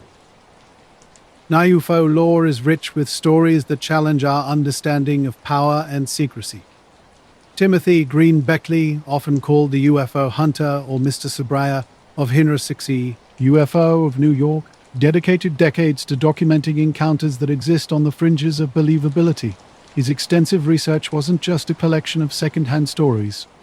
Beckley personally interviewed witnesses who encountered mysterious visitors, carefully preserving testimonies that might have been dismissed by others. He uncovered a pattern of intimidation and surveillance that stretched across rural and urban landscapes. One particularly striking case emerged from New Jersey in the early 1970s. A family had observed strange nocturnal lights, small glowing orbs darting among trees and hovering near their roof. When they attempted to share their experience with a local newspaper, something unexpected happened. Before the story could be published, two men in dark suits arrived at their home. Their approach was anything but professional. They didn't knock politely but banged forcefully, demanding entry. Once inside, they moved through the house uninvited, searching cupboards and closets as if looking for something specific. During their intrusion, one of the men turned to the homeowner and delivered a chilling message. "You will forget what you saw. Do not speak of it again." The encounter left the family deeply unsettled. This incident exemplifies the complex relationship between unexplained phenomena and those in positions of power. It serves as a reminder of how secrecy and politics can intersect, showing how even seemingly honest leaders understand the limits of what can be revealed. The legacy of such encounters stands as a rare moment where the mystery of the skies brushes against the machinery of politics, leaving behind unanswered questions and a trail of silence. Beckley's research uncovered a pattern of unsettling encounters that consistently left witnesses traumatized and silent. In one case from New York City, teenagers who spotted a disc-shaped craft over a vacant lot found themselves visited by mysterious men in black suits. When these men appeared at one boy's home, they claimed to be government agents, but refused to provide identification. The mother later recounted to Beckley how the visitors spoke with an unnervingly mechanical tone and displayed expressionless faces. After their visit, the boy completely shut down, never again discussing what he had witnessed. This was not an isolated incident. Another witness reported receiving a late-night phone call with a flat, metallic voice warning him to stop talking about a UFO sighting. Moments later, a man matching the caller's description stood at his door. Beckley recognized a disturbing consistency in these accounts. The pattern typically unfolded in 3 stages: an initial sighting, the witness's decision to share their experience, and then the arrival of intimidating visitors. What struck him most was the psychological nature of these encounters. Witnesses didn't describe physical violence, but something more insidious. They spoke of overwhelming dread, energy depletion, and a mysterious suppression of their ability to speak. Some even experienced memory lapses, as if entire conversations had been deliberately erased. These experiences echoed earlier reports by Albert Bender and Herbert Hopkins, suggesting the Men in Black phenomenon went beyond simple intimidation. The witnesses Beckley interviewed were often reluctant to speak, sharing their stories in whispers even years later. For him, it wasn't just about the strange lights or unexplained craft. It was about the invasive presence of these men, their unnatural authority that seemed to penetrate deeper than physical encounters. What made Beckley's work remarkable was his ability to connect individual stories, revealing a broader pattern that was too consistent to dismiss as mere coincidence. The psychological manipulation, the strange encounters, the systematic silencing, all pointed to something far more complex than simple harassment. Michael Beckley's work on Men in Black phenomena revealed a complex world where witnesses experienced deeply unsettling encounters. Throughout his career, he collected stories that painted a haunting picture of Hayes' so-called mysterious figures who seemed intent on suppressing UFO-related narratives. While skeptics challenged his credibility, arguing that his research blurred lines between factual investigation and paranormal speculation, they couldn't deny the value of his archival work. Beckley preserved testimonies that might otherwise have been lost, collecting accounts from witnesses too frightened to speak publicly.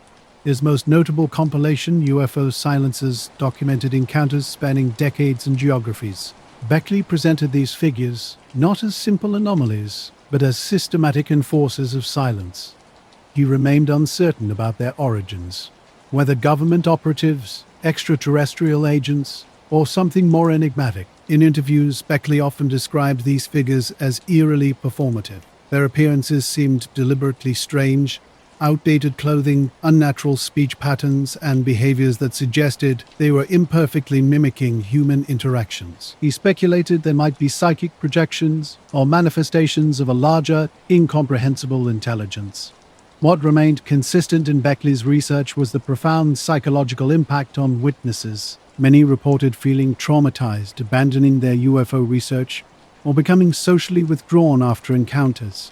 Some claimed to have been watched, with incidents like a silent sedan parked outside his New York apartment, underlining the intimidating nature of these experiences.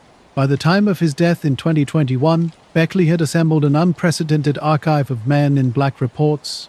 His legacy wasn't about proving definitive answers, but about documenting experiences that challenged conventional understanding of reality. For many researchers, Beckley's files underscore that the Men in Black are far more than a mere curiosity. They are integral to the history of UFO encounters, as significant as the sightings themselves.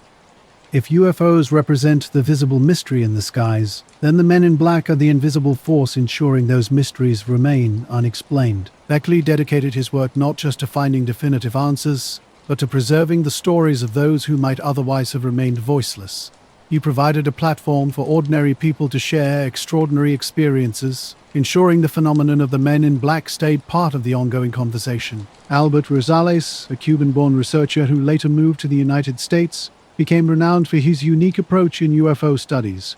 While many researchers concentrated on sources, skylights, or abduction cases, Rosales committed himself to documenting humanoid encounters. His compilations, spanning decades and encompassing thousands of cases, represent some of the most extensive archives of humanoid encounters ever assembled. Within this vast catalogue, a distinct pattern emerges. Witnesses who encountered strange figures or unidentified craft frequently reported subsequent visits by men in dark suits. These visits, whether by lone individuals, pairs, or groups of three, consistently aimed to silence, confuse, or erase. One of Rosales' earliest cases involved a woman in Puerto Rico during the mid-1960s. She reported seeing a disc-shaped craft land near her neighborhood, with small figures briefly visible around it. After sharing her experience with her husband and a close friend, two men in dark suits appeared at her door. Introducing themselves as government agents investigating aerial sightings, they asked unsettling questions about her memory, her discussions with others, and whether she had documented her experience. Rosales transformed what might have seemed like folklore into a recognizable pattern repeated across cultures and continents. As Beckley himself once said, "You don't have to believe in them for them to believe in you. They are the keepers of silence. And if you step too close to the truth, they will be here. They always have been." Bata Rosales had collected numerous accounts of strange encounters that followed UFO sightings. In these stories, witnesses consistently described similar experiences involving mysterious men who appeared after unusual events. One case involved a woman who sketched a craft she had seen. When she handed over her drawing to two men who demanded it, they left without another word. For years afterward, she remained terrified, believing her phone was tapped and that she had been marked somehow. Another incident occurred in Texas during the 1970s. A truck driver stopped to watch a glowing oval craft hovering silently above a field and moving slowly toward the horizon. Days later, two men in black suits approached him at work.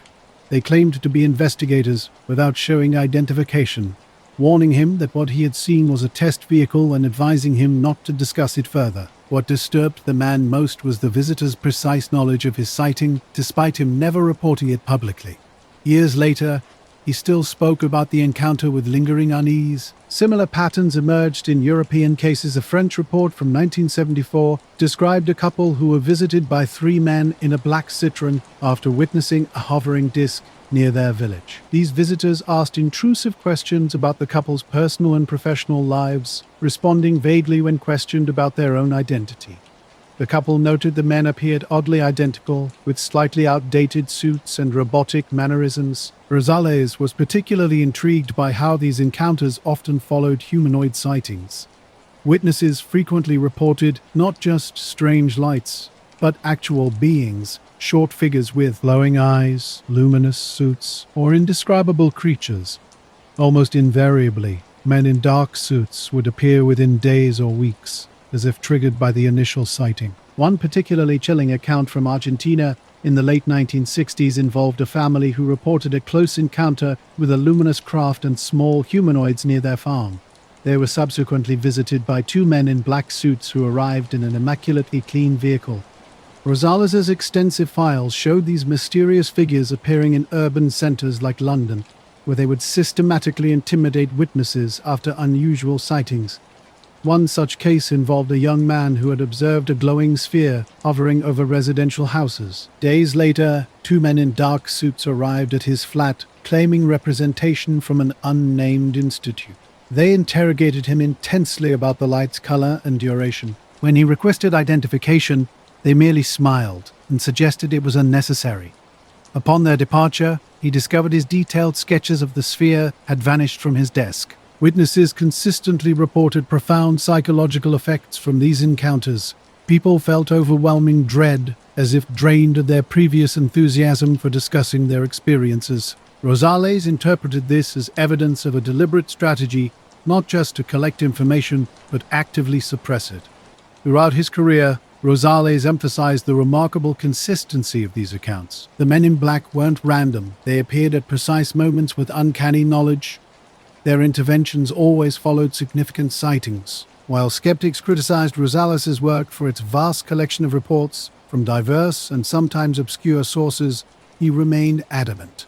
Even if individual cases contained errors, the overarching pattern was undeniable.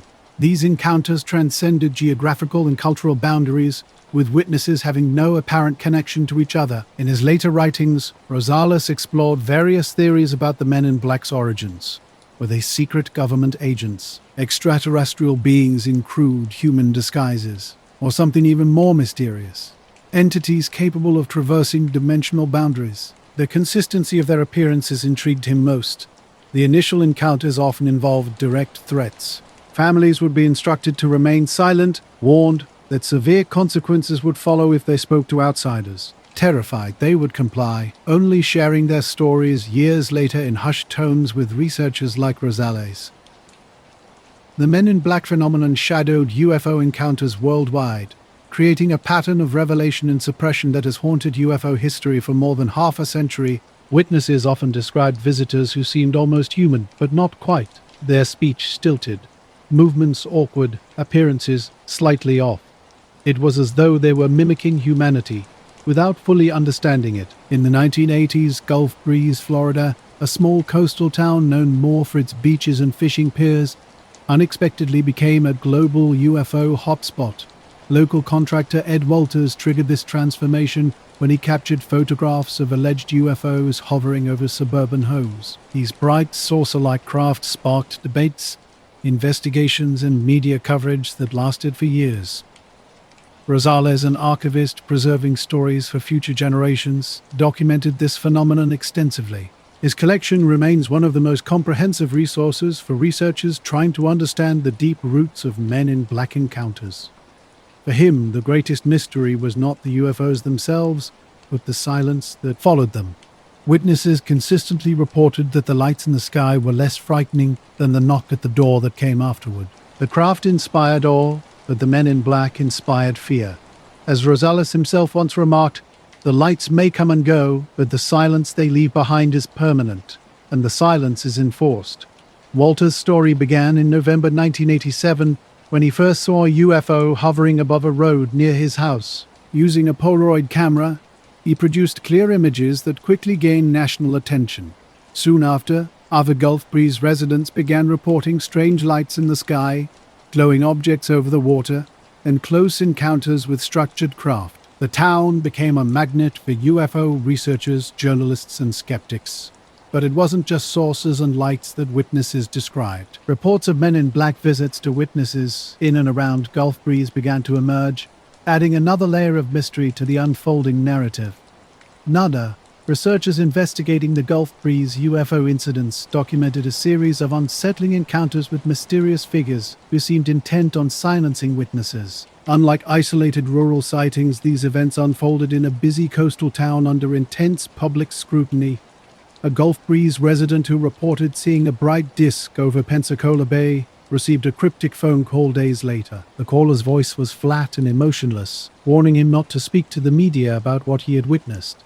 When he pressed for identification, the caller simply repeated the warning and hung up. Soon after, the man noticed a dark sedan parked across the street from his home at odd hours. The car appeared frequently enough to unsettle him. Another witness had an even more disturbing experience. After providing a statement to local investigators about a triangular craft that had flown silently over his neighborhood, 2 men in black suits arrived at his home in an unmarked car. These men identified themselves vaguely as federal agents, offering no credentials. Their questioning focused not on the craft itself, but on the investigators he had spoken to and whether he had taken photographs. Their manner was stiff, their tone flat, and their questions oddly repetitive. The man felt less interviewed and more intimidated into silence. Perhaps the most chilling account involved a young couple who had photographed strange lights near Shoreline Park. Days after sharing the photos with friends, they received an unexpected visitor. 2 men in dark suits, with unusually pale skin and blank expressions, demanded to see the photographs. When the couple hesitated, one man coldly stated, "You will not need them. They are not yours to keep." Intimidated, the couple handed over the photos. The men left without explanation, and the photographs disappeared. These stories, collected by researchers who descended on Gulf Breeze, mirrored classic Men in Black encounters reported for decades. The pattern was consistent. Witnesses would see something strange, speak about it, and then be visited by mysterious figures demanding silence. Investigators from MUFON, Mutual UFO Network, and independent researchers began cataloging these reports alongside the UFO sightings themselves. While skeptics dismissed Ed Walters' photographs as a hoax, the Men in Black accounts came from multiple unrelated witnesses, adding an intriguing layer to the investigation. The Gulf Breeze UFO encounters spawned a web of strange interactions that reached far beyond Ed Walters' initial sightings. Witnesses across the region reported unusual experiences, many with no direct connection to Walters. The encounters extended to unexpected places, including the Pensacola Naval Air Station. One chilling incident involved a naval employee who, along with colleagues, reported strange lights over the Gulf. Shortly after, he was called to a private meeting where two unidentified men in black suits confronted him. Their questioning was precise and intimidating. When he sought their identification, they became evasive, warning him it would be in his best interest to forget what he had seen. He was convinced these were not official Navy personnel. Some residents fully believed the UFO sightings, while others dismissed them as elaborate hoaxes. But for those who experienced mysterious visits or unexplained phone calls, the issue transcended belief. Fear was the dominant emotion. People felt constantly surveilled and threatened. Ed Walters himself reported ongoing harassment. Strange phone calls, suspicious vehicles parked near his home, and unknown individuals seemingly tracking his movements through town became routine. Whether these incidents stemmed from the Men in Black phenomenon or intense media attention remained unclear. Researchers investigating the case held conflicting views. While divided on the authenticity of UFO photographs, many found the Men in Black accounts compelling. Some theorized intelligence agencies were monitoring witnesses to control information. Others pointed to the classic Men in Black characteristics: pale skin, mechanical speech, outdated clothing, and mysteriously appearing and disappearing vehicles. Skeptics argued these stories were merely a byproduct of the media frenzy. In a town suddenly overwhelmed by journalists, researchers, and curiosity seekers, rumors could easily proliferate. They suggested these encounters might involve ordinary government investigators or local pranksters capitalizing on the heightened atmosphere of speculation. Not the quiet farming community of Kecksburg, Pennsylvania, was forever changed on the evening of December 9, 1965, in an event that would become one of the most famous UFO cases in American history. Known as the Roswell of the East, the incident began with a fiery object streaking across the skies of the northeastern United States and Canada, witnessed by thousands. While many initially believed it to be a meteor breaking apart in the atmosphere, the story in Kecksburg took a different turn. Something reportedly came down in the woods, followed by a sudden, unsettling appearance of military forces, shadowy officials, and men matching the description of the infamous Men in Black. Around 4:45 p.m., residents across 6 states reported seeing a brilliant fireball traveling southwest. Newspapers in Detroit, Windsor, and Pittsburgh lit up with phone calls. Witnesses described the flaming mass trailing sparks, moving in ways that seemed too controlled to be natural. NASA would later claim it was a meteor, but many observers insisted its flight path suggested otherwise. This event became part of the broader narrative of unexplained encounters that characterized the 1980s. The Men in Black stories, whispered among locals, carried their own weight, speaking to something beyond photographs or media sensationalism. They pointed to a presence that existed long before Gulf Breeze and would continue long after. One Gulf Breeze witness captured this sentiment years later, saying, "The lights in the sky didn't scare me. What scared me was the knock at the door afterward. They knew things and once they came, I never wanted to see those lights again." The Gulf Breeze Men in Black encounters illustrate how these mysterious phenomena adapt to new settings, appearing not just in isolated farmhouses, but in suburban neighborhoods and military-adjacent communities. Their apparent mission seems consistent: to instill silence among those who witness something extraordinary. By the end of the decade, the Gulf Breeze wave had waned. Photographers were endlessly debated, with skeptics calling them staged and believers defending their authenticity. Yet the underlying story suggested something more profound, a persistent presence that continues to intrigue and unsettle.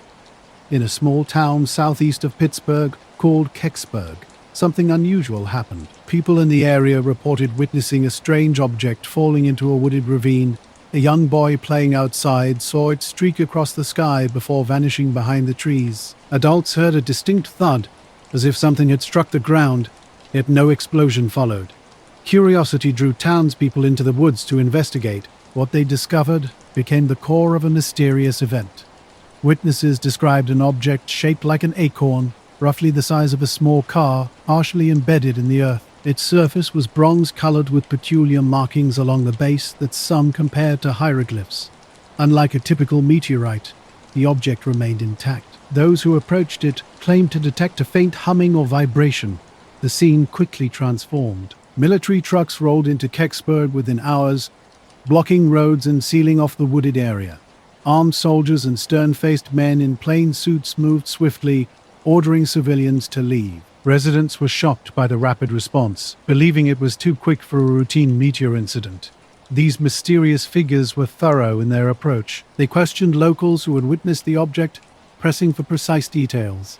Several witnesses later recalled being warned in no uncertain terms to remain silent. One farmer, who had seen the object up close, shared a chilling encounter years later.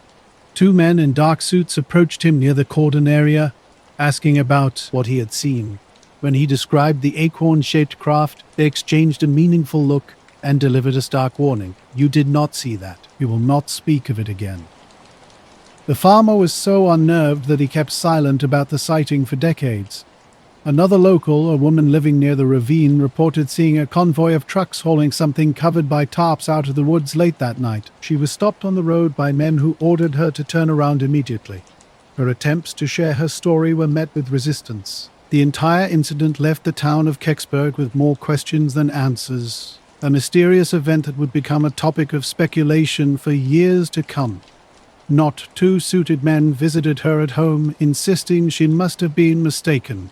They left her rattled and unwilling to push further. The military's rapid presence and intimidating officials became a hallmark of the Kecksburg incident. Many saw this as a classic Men in Black scenario, a UFO crash followed by unidentified officials suppressing witnesses. Unlike Albert Bender's more surreal encounters, these men blended seamlessly with military personnel, making it difficult to distinguish between them. Locals, however, felt the suited figures were different, more clinical, controlling, and distinctly out of place in a rural Pennsylvania town. As night fell, the woods were completely sealed off. Reporters from local radio stations tried to approach but were turned back. John Murphy from WHJB Radio managed to collect witness interviews about the object, but according to his colleagues, Murphy later had his materials confiscated.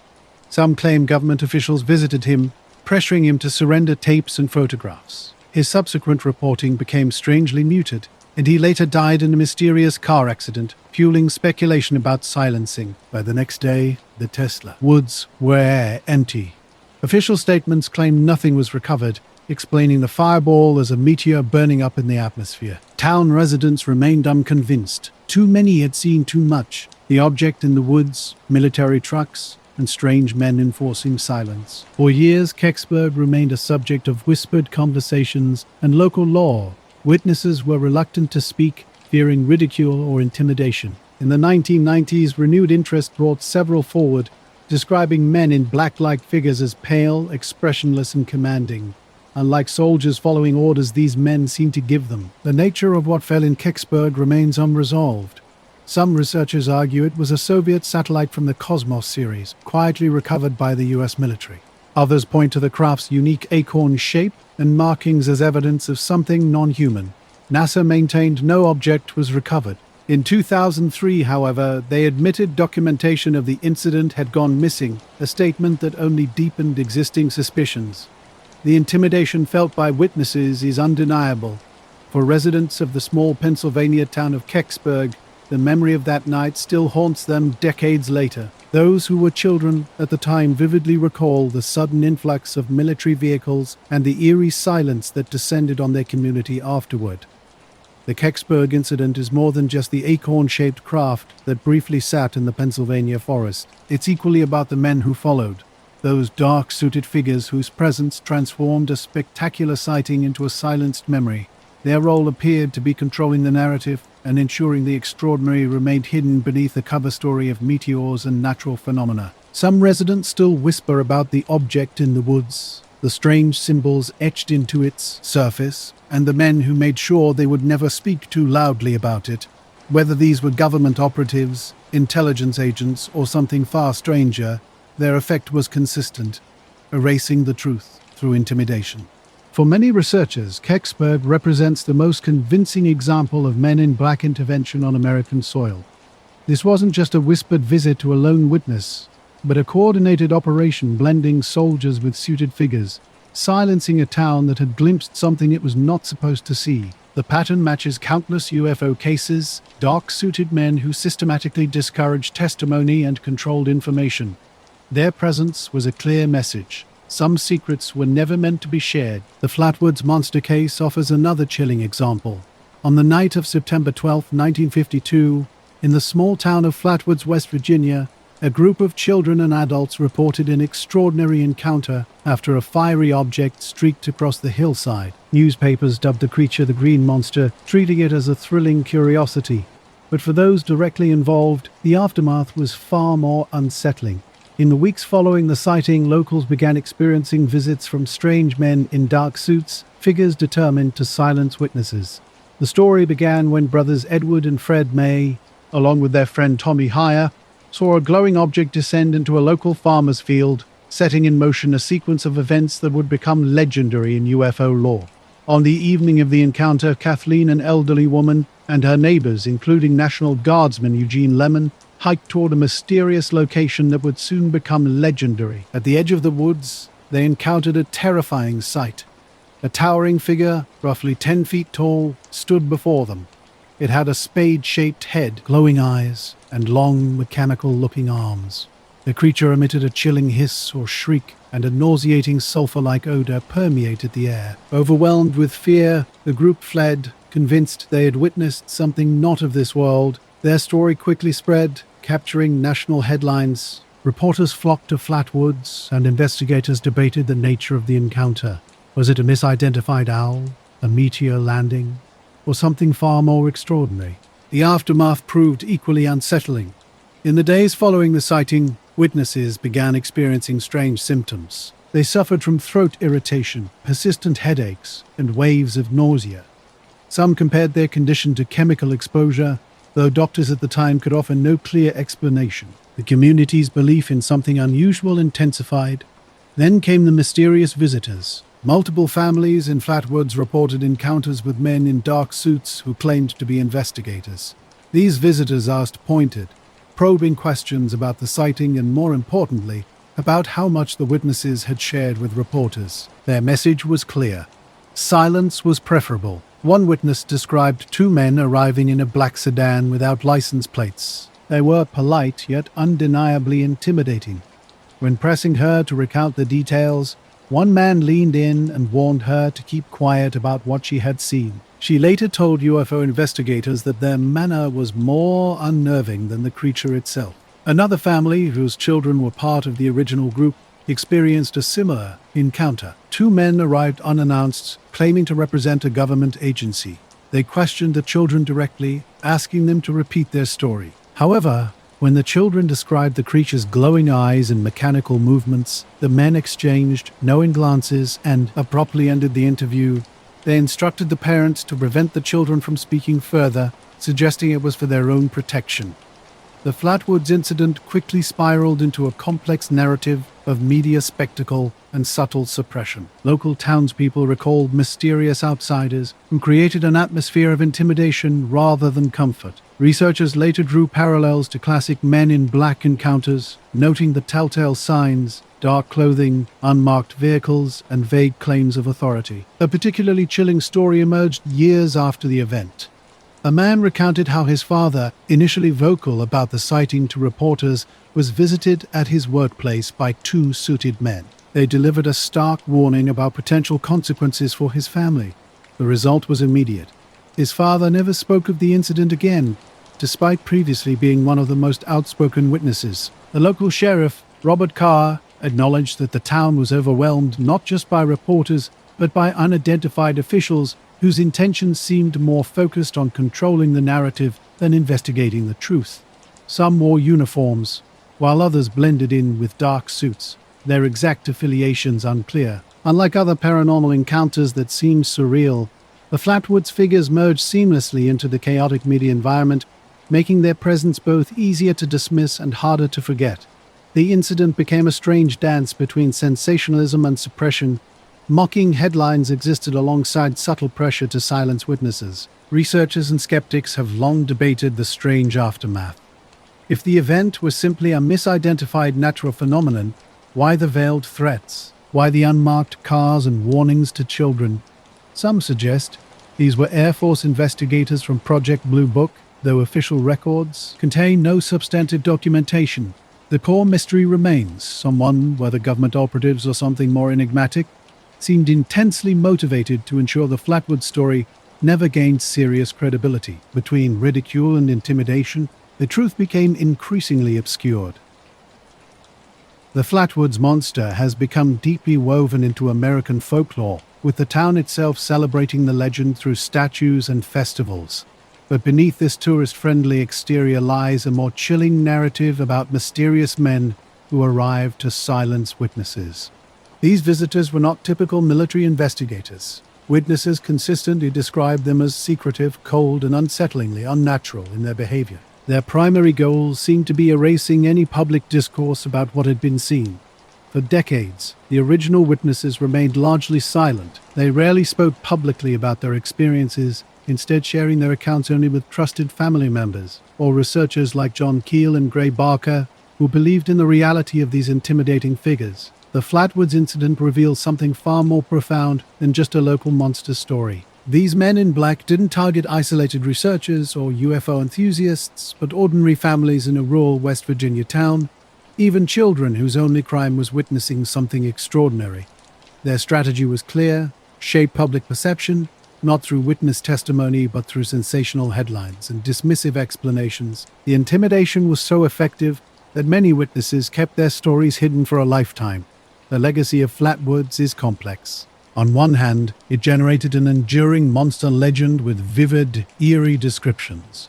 On the other, it provided a stark, early example of how mysterious figures could systematically suppress inconvenient narratives. As one elderly witness poignantly observed, people might laugh about seeing a monster, but what truly terrified her was not what appeared on the hill that night, but who came afterward, knocking on doors and demanding silence. Nant supports dreams of disclosure by liking his video and subscribing to his daily content channel.